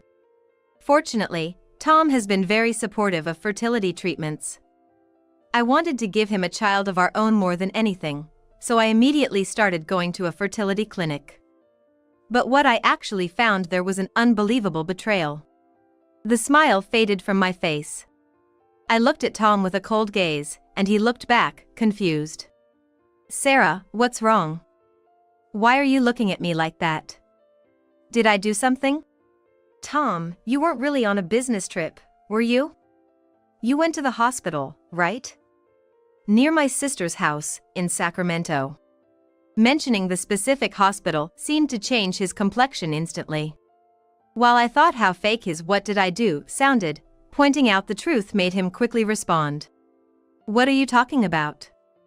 I was on a business trip. I told you before I left, to our client in Arizona. So, Arizona. Just to clarify, you were in Arizona from the first day of your 3-night, 4-day trip, right? That's right. I took an early plane and just got back. Thank you for confirming. Then, what's this photo about? I pulled out my phone and showed him a photo I took 3 days ago. It was of him and my sister Lynn, cuddling up close with a newborn. Tom recoiled in shock, but quickly tried to compose himself for excuse time. This must be someone who looks like me. I was definitely on a business trip. I've been working hard to earn even a little more to support Sarah's fertility treatments. It's cruel to doubt a man who's been working his tail off. I might be a great actress, but my husband could be a leading man. He fluently laid out his non-existent innocence, appealing to the relatives that he was the victim. Tom has always had a good front. If I didn't have solid evidence, I might have been moved by sentiment and forgiven him. How about we check out this video then? I played the evidence video from another folder. Tom's voice could be heard clearly, talking. Lynn, you did great with the birth. She's a cute girl, looks just like you. Now, I finally get to be a father. Sarah really is worthless, isn't she? Not being able to give me a child of my own. A woman who can't have kids is done for. What did she think we got married for? When the playback ended, Tom's face was as pale as a sick person's. Sweat was beginning to form on his forehead, clearly panicking. While thinking to myself that this is just the beginning, I patted Tom on the shoulder and explained cheerfully. Congratulations on the birth. Surprised to see all the relatives gathered all of a sudden? I called them to celebrate the arrival of the successor. Are you pleased? The relatives, led by the in-laws, all had furious expressions. The sweat on Tom's forehead increased, turning into cold sweat. My husband, who had been so high-minded in thinking I could do nothing, would never have dreamed that he would be trapped. He looked at me with a question mark over his head and pressed on. Why? How long have you known about us? Well, if I have to say, I've been suspicious of you since the beginning of our marriage. You were very kind during our dating period, but after we got married, you started to have more secrets. You were always clutching your phone, even at home. Suddenly, you had more overtime and weekend work. I've been suspicious early on. But at first, there was still some consideration for me. So I didn't confront you or go as far as to investigate. I really loved you, Sarah, though. Yeah, let's just go with that. But any bit of consideration you had vanished the moment you found out I was infertile. That's when I was sure you were cheating. So, when you said you were going on a business trip and left the house, I followed you to the hospital. I had long realized you and Lynn were in a deep relationship. As I finished explaining the sequence of events, Tom was shaking with anger. Apparently done with acting. It's your fault for not being able to have children. He muttered under his breath. The relatives opened their eyes wide in disbelief, bracing themselves against Tom's words. Just like Sarah said, I wanted a son to inherit the business. It's a natural thought for someone in my position. But the wife who's crucial to that can't have children. What choice did I have but to find someone else? Why did it have to be Lynn? If it had been someone I didn't know, maybe I wouldn't have been so resentful. Lynn lived alone and had been estranged from Sarah for a long time. She knew I was married, making it easy to explain the situation quickly. She was the perfect affair partner. Unlike you, she had a nice body. Tom played the victim, blaming me and shamelessly putting me down. I had reached my limit, but even more so, my father-in-law punched the wall with his fist. The impact was so strong, it felt like the house could shake, and Tom's shoulders jerked. What are you doing, hurting Sarah without apologizing for what you've done? I'm ashamed of having touted you as an excellent successor. It seems I made a mistake in raising you. I'm going to remove you as my successor. What? But I did it thinking of the company's future. Please, have mercy. Silence. If you can't even protect the closest person to you, your wife, how can you protect the company? A CEO must bear the future of many people. Don't underestimate management. At my father-in-law's words, Tom hung his head and bit his lower lip. He showed no remorse towards my complaints, but was completely defeated by his father's words. In the end, Tom had always taken me lightly. There's no way two unequal people could continue a married life. I sighed inwardly. I managed to get Tom to admit to his affair, and that's enough for today. Talking to you alone won't solve this mess. We'll discuss this again after Lynn is discharged from the hospital. All the relatives turned their eyes to Tom. Their looks were as cold as ice. Tom nodded silently at my words.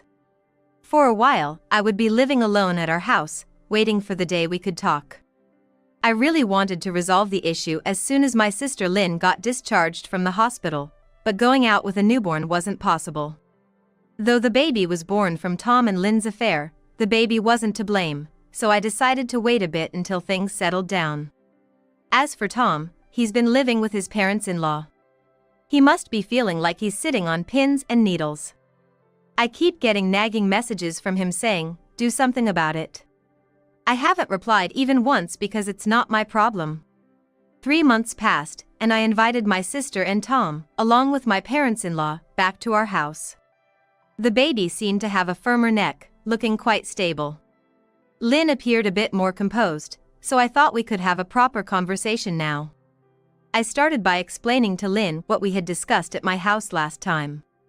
Just to summarize the situation, everyone here, including Dad and Mom-in-law, knows about you and Tom having an affair. So, no need for lies or excuses. Knowing that he was my husband, why did you decide to have an affair with Tom? I want you to tell me that. I heard from Tom, but it seems you really know everything. Then, there's no need for me to say anything, is there? Lynn, please answer seriously. It's your fault for not being able to have Tom's child. You just lounge around all day as a housewife, being supported by your husband. And yet, you can't fulfill your husband's desire. Isn't your existence pointless?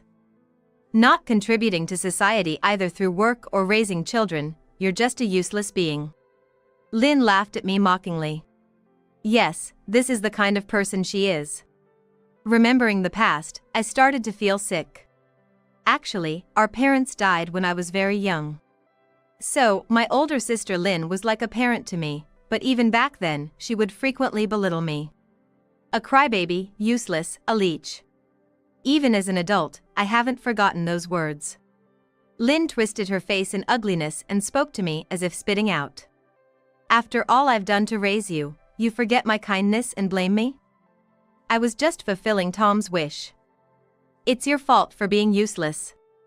I am grateful for you raising me. But Lynn, you started to make use of me, didn't you? That's why we haven't been in touch lately. I don't think it's right to keep pushing your favors on me. I sacrificed my time for you, didn't I? Asking for a little favor in return should be okay. It seems she has no intention of reflecting on exploiting me. Indeed, I understand that she spent her valuable time taking care of me. But just because I was in middle school, leaving all the household chores to me, making me prepare her lunches, give massages, and order me around like a slave seemed a bit much. After graduating high school, I left home as if I was fleeing. As my sister and I were arguing, my mother-in-law raised her hand to speak. May I say something? We might not understand everything about your past, but your affair with our son is a separate issue, isn't it? That's right. No matter how much you may have been indebted to her in the past, it is wrong to associate yourself with cheating, because it is sinful to begin with. What, you're Tom's parents, but you're taking Sarah's side, a stranger? I'm the one who gave birth to your grandchild, not Sarah. I should be thanked, not blamed. What are you saying? They were dumbfounded by my sister's selfishness. I think she genuinely doesn't have a sense of wrongdoing. Her self-centered reasoning continued. After all, it's just an affair, right? Why make such a big fuss? Since Sarah clearly had a fault this time, it's her fault for being cheated on. The sister's words seemed to encourage my husband, who had been lying face down for a long time, and before long he stood up straight and began to speak forcefully. That's right. If Sarah could have given me a successor, I wouldn't have had the affair in the first place.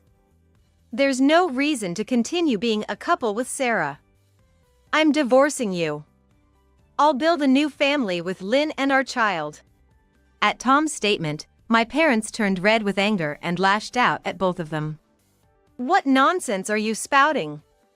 Boldly marrying your mistress. How immoral can you be? I'm ashamed you're my son. If you're serious about divorcing Sarah and marrying Lynn, then you're no son of ours, a complete stranger. We won't recognize that child as our grandchild either. It's okay, I'll make Lynn and this child happy. Tom took a divorce papers out of his pocket and slammed it on the table with force. I was honestly surprised that Tom had prepared divorce papers. As it seemed, he was completely defiant. He had no intention of backing down, staring straight at me. My parents-in-law looked as if they were about to collapse. I'm serious. This divorce papers is the proof.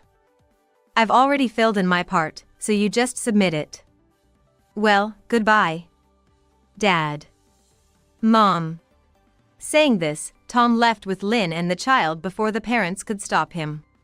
My parents-in-law and I were left staring dumbfounded at the door through which the three of them had exited.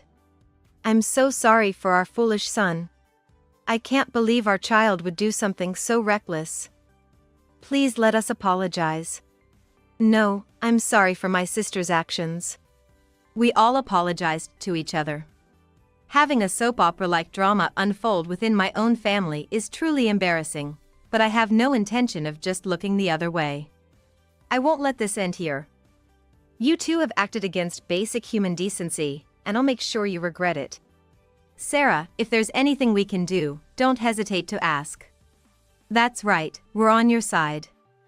Feel free to lean on us anytime. The kindness of my in-laws deeply touched me, especially since I lost my parents at a young age. Afterward, I completed the unfinished divorce papers and submitted them to the office. It's strange how a single piece of paper can change family members back into strangers so easily. The divorce was finalized, but of course, there's still more to be done. I demanded alimony through a lawyer from my ex-husband. The cause of our divorce was his affair, and on top of that, he had a child with another woman. The lawyer agreed that this was a serious offense and decided to demand a high amount of $50,000. I have completely cut off my familial ties with my sister. We had been estranged to begin with, so it doesn't really affect me. The house where my sister lived alone is now inhabited by her, the baby, and my ex-husband as a family of 3. Since my sister and I had no contact, the fact that her partner used to be my husband is unknown to the neighbors, and they seem to be living quietly. One day, out of the blue, I received a barrage of calls from my sister like a demon unleashed. It was about 3 months after they eloped. Knowing the reason, I decided to answer the phone. Hello, Lynn, what's up all of a sudden? What do you mean what's up? What's with those photos? What do you mean? It's exactly as you see. Don't joke with me. Why is Tom in pictures with women I don't know? As her yelling almost broke the phone, I switched to speaker mode. It can't be helped. Tom's affair wasn't just with you. You knew from the beginning that he was a nasty man, so it's not surprising that a second or third cheating partner showed up. That's ridiculous. Tom loves only me. Hearing her shrill voice, I couldn't stop laughing. This justifies sending her the evidence of my ex-husband's multiple affairs. Lynn, you're quite confident in yourself. But Tom has been involved with other women besides you from the start. How do you even know that? Of course, I hired a professional to gather evidence of the affair. I was surprised to find out there were multiple other women involved, too. It's beyond sadness, it's almost a level of resignation. As I laughed genuinely, I could hear Lynn muttering, "You're insane." If my head is insane for laughing, then the parties involved in the affair must be even more broken. They easily engaged in such immoral acts. Why? Despite having me, why did he involve himself with other women? It's obvious. He said it himself multiple times. He wanted a son. By being involved with multiple women simultaneously, the chances of pregnancy increased. And lucky you, you were the first to get pregnant. Though, it turned out to be a daughter, not a son. Nowadays, the gender doesn't really matter, does it? Lynn was screaming on the other side of the phone. Honestly, I wish she'd stop. It might burst my eardrum, but I suppose she might be sleep-deprived from childcare, so I decided to be patient. Thinking that I'm the more mentally mature one here actually feels refreshing. Why? Why didn't you tell me if you knew that Tom had others? Aren't I your sister? Is it okay for family to be deceived? Don't just play the family card when it suits you. You were the one who started exploiting me and then pushed me away, remember? And I paused, infusing my words with sarcasm. It's just an affair, right? It's the fault of the person who got cheated on, right? That's why I didn't tell you. Damn. You. I threw her own words back at her. Lynn was left speechless, and I mentally gave myself a high five. Then, taking a deep breath, I calmed myself down again. To truly cut ties with my sister, I couldn't do it with a turbulent heart. I intentionally smiled. Lynn, thank you again for raising me. No matter what terrible things you did, that fact won't disappear. What's with you all of a sudden? Turning so meek. But that's separate from the affair. No, it's precisely because I'm grateful that I can't forgive you. Take care, goodbye. No. Sarah. Ignoring my sister who seemed to have more to say, I hung up the phone. With that, it was finally over. I'll likely never see my sister again. The reason for the insulation was my ex-husband's infidelity, but since we had always been estranged, I guess it was bound to happen. Now, having lost a husband and a family, I truly became alone. Yet, my heart felt light. Afterward, my ex-husband and sister's relationship seemed to be deteriorating day by day. Their loud arguments could be heard even late at night, troubling the neighbors. Apparently, they've even received complaints, and my ex-husband and sister kept calling, blaming everything on me. But my in-laws were there to stop their rampage. Later, when I arranged a dinner to report something to my in-laws, I took the opportunity to express my gratitude. Looking back, Dad and Mom, you've always been on my side since the beginning of my marriage. Losing my parents early, I've come to think of you both as my real parents. Thank you for protecting me from my sister and Tom. We're glad to hear that. We think of you as our real daughter too. That's right. If there's anything, feel free to rely on us anytime. Thank you. Actually, there's something I wanted to tell you both. Feeling a bit shy, my words trailed off. But then I gathered my courage and continued. I've started seeing someone new. It's still early to say where it will lead, but I wanted you two to be the first to know. I'm moving forward. I'm okay now. Oh! Congratulations! There's nothing happier than hearing this. Today is the best day. My in-laws were genuinely happy for my happiness. Years later, I happily remarried and, after fertility treatment, was blessed with a child. The bright days I have now are all thanks to my in-laws' support. I'll never forget my gratitude towards them and will continue to cherish my child. Hospital for just car sickness? We don't need that. Although he prioritizes father-daughter trips over work, my daughter always looks exhausted when she comes home. One day, after returning from a trip, my daughter looked pale, so I asked if she needed to go to the hospital. Then my husband raised his voice, saying, "No need for that." When he asked our daughter if she agreed, she slightly shivered and nodded. "We won't go to the hospital. Just let her sleep, she'll be fine." But as I insisted, my husband, annoyed, snatched our daughter's insurance card and left the house, saying he didn't want her taken to the hospital without him. 3 days later, my daughter's condition suddenly worsened, and at the hospital, she was found to be in a critical state. Upon returning home, I found police surrounding my husband, trying to shove him into a patrol car. As a child, during a family trip, I had a near-death experience while traveling. I am alive today thanks to a nurse on board. The hospital where I was taken initially provided excellent care, saving my life, as my parents told me later. I wanted to thank her, but the nurse, who had introduced herself, moved on to another patient, and I never got her name. From that experience, I dreamed of becoming a nurse to meet my lifesaver again and to be like the nurse who helped me. So I vowed to continue nursing even after getting married and having children. That was a non-negotiable belief of mine. After becoming a nurse, life was incredibly busy, leaving no time for a boyfriend. I thought if my life ended unmarried, I'd have no regrets. Nursing felt like a calling, but it was someone unconventional who pursued me vigorously because of this. He is now my husband. My husband was younger and used to visit the hospital selling medical equipment. Initially, he earned less than I did, so we both worked hard for a while.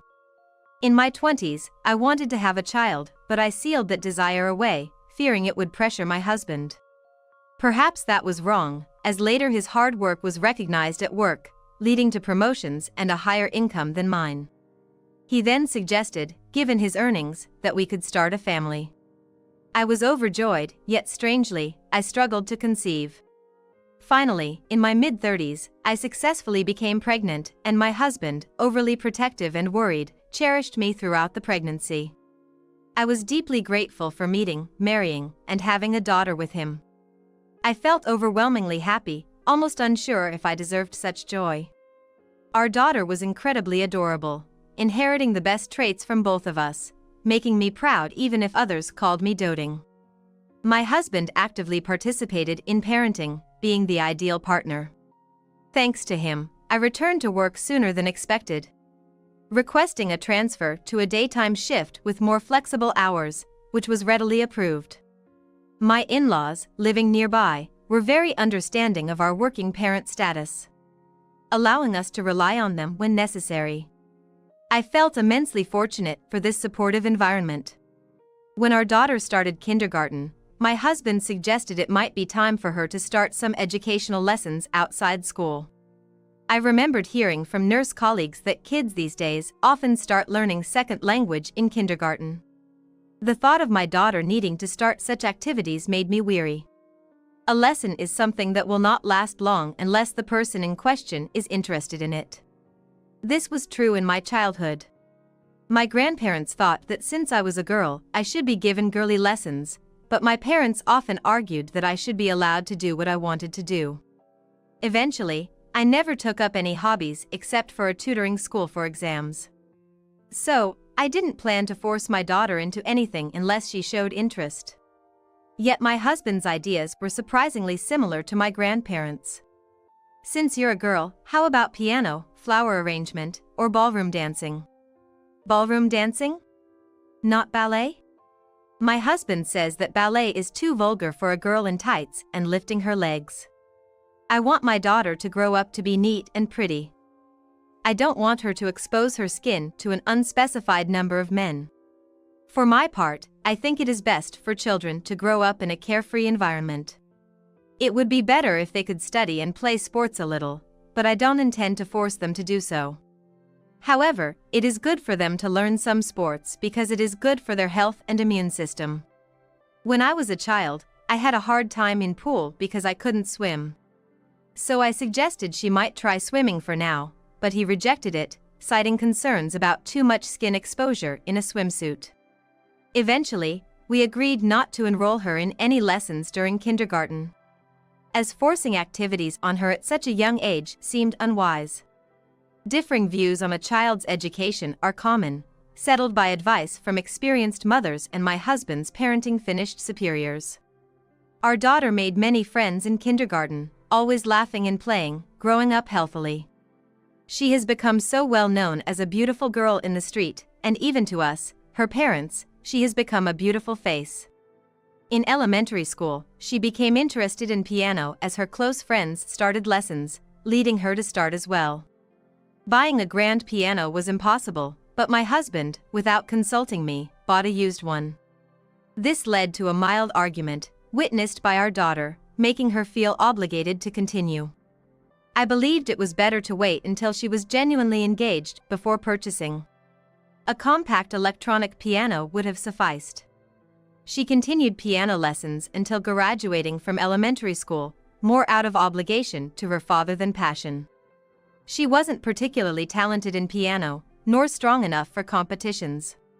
She participated in school recitals, mainly to please her father, even though younger children often performed better. When she entered middle school and her piano teacher closed the studio, she quit piano. She then focused on school clubs and studying, aiming for a high school she wanted to attend. Seeing her find and pursue her interests, I resumed night shifts, returning to my original department and shift pattern before maternity leave.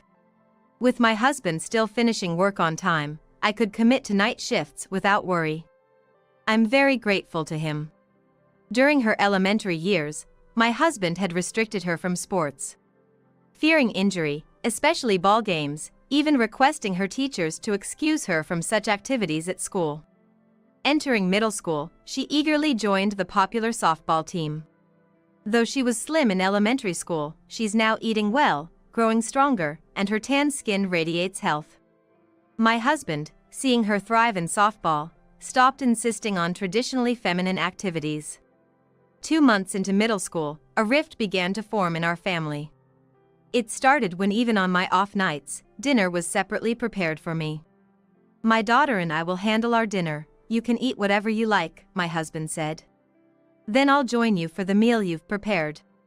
You want to take over the meal I prepared for my daughter? I didn't mean that.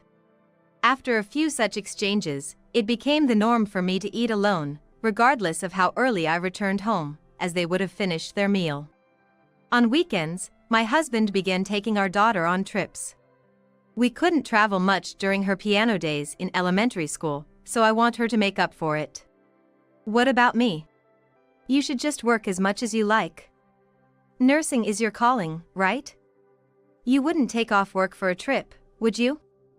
It's your calling, after all, you shouldn't take a break. My husband used my passionate speech about nursing before we got married to justify not taking me on trips. Indeed, I could immerse myself in work when my husband and daughter were away. Initially, I followed my husband's suggestion to work night shifts on weekends, but it became an issue that I was always the one working those shifts. Everyone should equally share weekend night shifts, it's unfair for the same person to always work them. Once the shift schedule was adjusted, I found myself alone at home on weekends, which felt incredibly lonely and made time seem to drag on. As my daughter's summer vacation began, my husband not only took weekends off but also started taking weekdays off to travel more frequently with her. Sometimes overnight or day trips, often without telling me.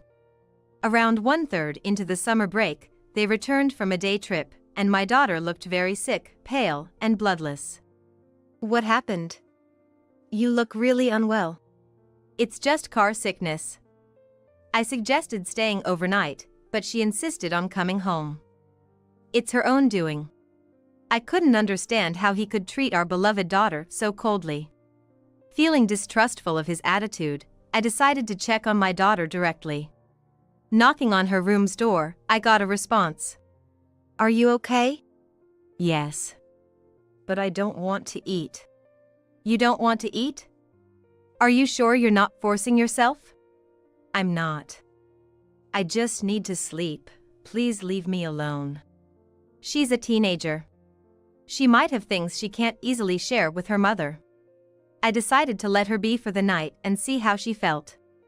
However, she didn't emerge from her room even when it was time for club activities the next morning.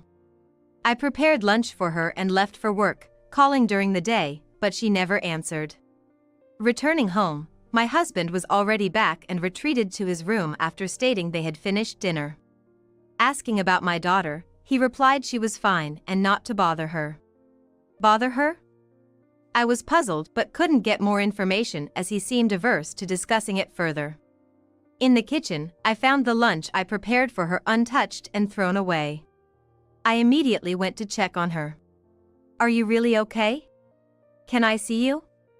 But she refused, saying she wanted to sleep. The next morning, she appeared even more exhausted and slightly thinner than 2 days ago. She appeared to have lost some weight. Is it so bad you can't eat? Should we go to the hospital? I'm fine. I just don't feel like eating right now. I'm going to skip club activities today. I really wanted to take her to the hospital by force. But if she insists she's fine, I couldn't just drag her there against her will. Reluctantly, I respected her wish for that day. However, the situation changed the next night. When my daughter entered the bathroom without a towel, I went to deliver it and saw her in the changing area, about to undress. Startled, I apologized, but was shocked at her emaciated appearance. My daughter's body was so emaciated that it would be no exaggeration to say that she was nothing but bones and skin. Let's go to the hospital before you bathe. It's dangerous in your condition. I'll get the car ready in the garage. No. I don't want to go to the hospital. I chose to be this way. Don't lie. You can't play softball in that condition. While I was trying to persuade my resistant daughter to go to the hospital, my husband appeared, saying she's fine because she said so. She says she's fine with it. At her age, she probably wants to lose weight. I countered that a wrong diet is not good for her health. My husband then asked, "You're a mother and you don't understand the female mind of your daughter at her age?" He then began to talk about me as if I were an unfit mother. A nurse would know what it's like to be in such a state, wouldn't she? How can you say that nursing is a vocation if you don't know unless you go to the hospital? His rationale kept shifting, from her being fine to him deciding what's best. As a parent and medical professional, my instinct was to take her to the hospital, even by force. But sensing my intention, my husband took the insurance cards from the drawer and left. I regretted not linking my daughter's insurance to mine.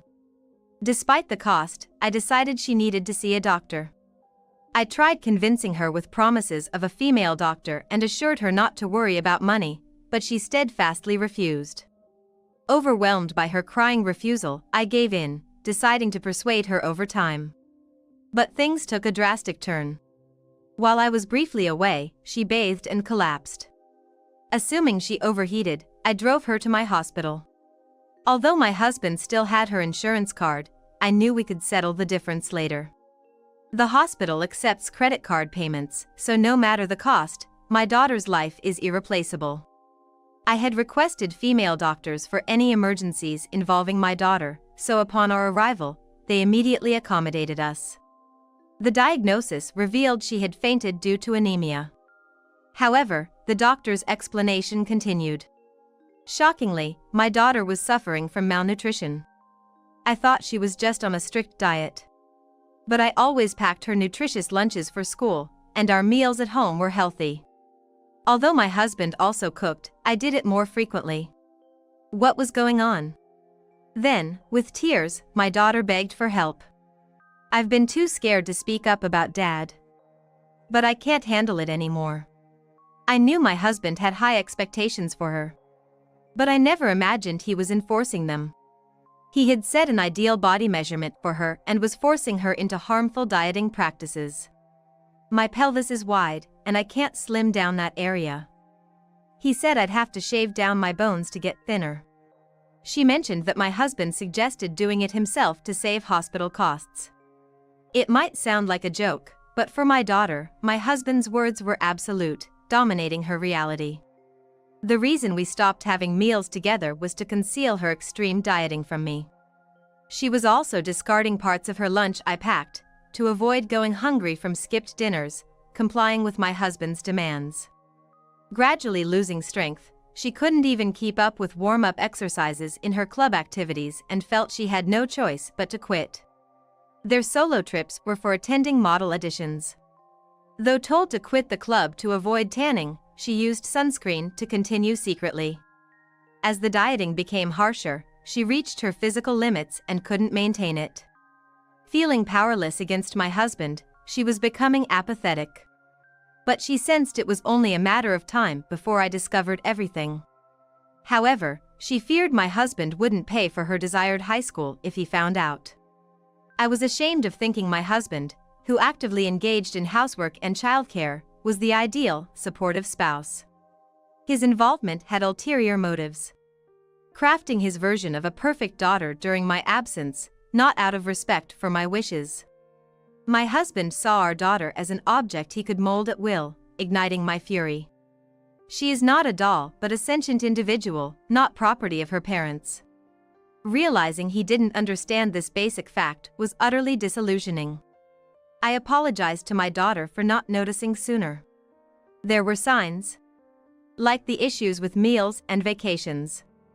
I should have asked why she didn't mind getting tanned in club activities. Instead of outright opposition, my husband subtly manipulated her to quit. I then clearly told my daughter that we would divorce her father and not to worry about her school fees. Returning to my original department and working night shifts, I was earning more than my husband, who had used up all his leave for the auditions and trips, significantly reducing his basic salary. After a night's observation in the hospital, my daughter and I returned home to find a commotion and a crowd outside. Pushing through, we saw police cars and my husband being questioned by officers. A neighbor noticed me and my daughter and told us about the situation. When my husband returns home, the house is dark and our daughter is not there. He checked his daughter's room, but since there were no signs of personal belongings taken out of the house, he thought it was a sudden runaway and started looking for her. He asked around in the neighborhood and forced his way into one house. It was the home of the daughter's childhood friend. The husband did not think well of the childhood friend, but the daughter and the other child had been very close until kindergarten. He didn't like the friend, assuming he was a girl because of his feminine appearance in his younger years. Discovering the friend was actually a boy, he raged, deeming any association too premature. Our daughter, perhaps embarrassed or feeling guilty, had kept her distance since elementary school. My husband barged into the friend's home, accusing them of hiding our daughter out of spite. But the friend had moved away years ago. Only their grandparents lived there now. His rampage led to the police being called. In talking with the officer, my husband explained that we don't want any boys on our daughter to make her a model. So he went around the house checking out. He claimed to have checked several houses, with the friends seeming most suspicious, showing no remorse. Additionally, during auditions, he was approached by an agency promising to launch her career in exchange for debt collection. In fact, it turns out that it was not a debt, but a piece of fraud. It was revealed to be a scam, and several police sketches resembling my husband had led to filed complaints. You gotta help me out here. I did all this for the sake of my little girl. And I didn't know it was a scam. Even if you didn't know it was a scam, if you made illegal collections, you are guilty, right? I replied coldly. I don't want a criminal father for my daughter. Divorce, I declared. My daughter would no longer be at her father's beck and call. She has never wanted to be a model. I told her that I preferred cool to cute and that I really wanted to learn Aikido and karate. To the end, my husband asked his daughter for help, saying that she would just be told to tell me to say so. However, when my daughter refused to look at my husband even once, my husband's shoulders slumped and he was taken away by the police. Later, the doctor who examined my daughter contacted the police, who also questioned my husband about his treatment of my daughter. My husband still does not admit guilt to my daughter, saying that it was an education for the child. He admitted that he had gone too far in breaking and entering, even though it was a misunderstanding, but he continues to plead justification, saying that he does not think he did anything wrong and that it is natural behavior for a parent to do. As for being a part of the fraud, he says he did not intend to do so. Even though he didn't know, the way he collected the money was so outrageous that it cannot be overlooked, and the police are investigating him even more severely. Is there a big organization behind this? The police are continuing to thoroughly investigate the case with such a viewpoint in mind. My divorce from my husband was finalized through an attorney.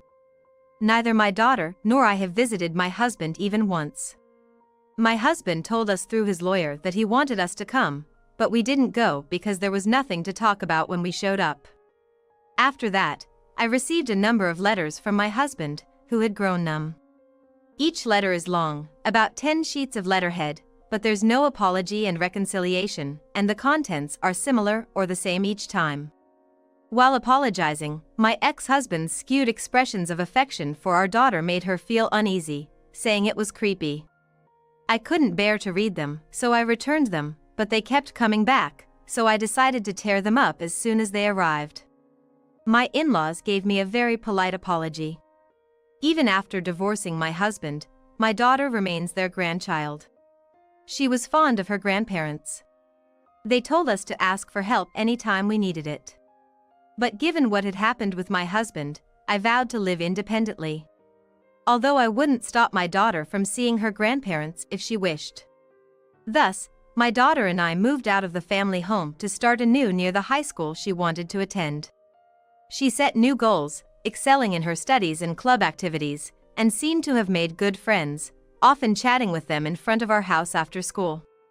2 years later, my daughter was studying hard as usual. Thanks to a department change that eliminated overtime and night shifts, she successfully got into her desired school. Mom, thank you. What for, suddenly? You've always put me first this past year and kept a close eye on me. Isn't it your turn now? Actually, a year ago, there was talk of me being promoted to head nurse. But I declined, prioritizing my daughter's study and requested a transfer to a more flexible department. It seems she somehow heard about that conversation. I'm okay now. I've made up my mind about what I want to do and won't be swayed anymore. So, now it's your turn to fulfill your dream and save many lives. Driven by my daughter's words, I returned to my original department when she started high school. Even though there are days I don't see her due to night shifts, I'm thrilled that she helps out at home as much as she can.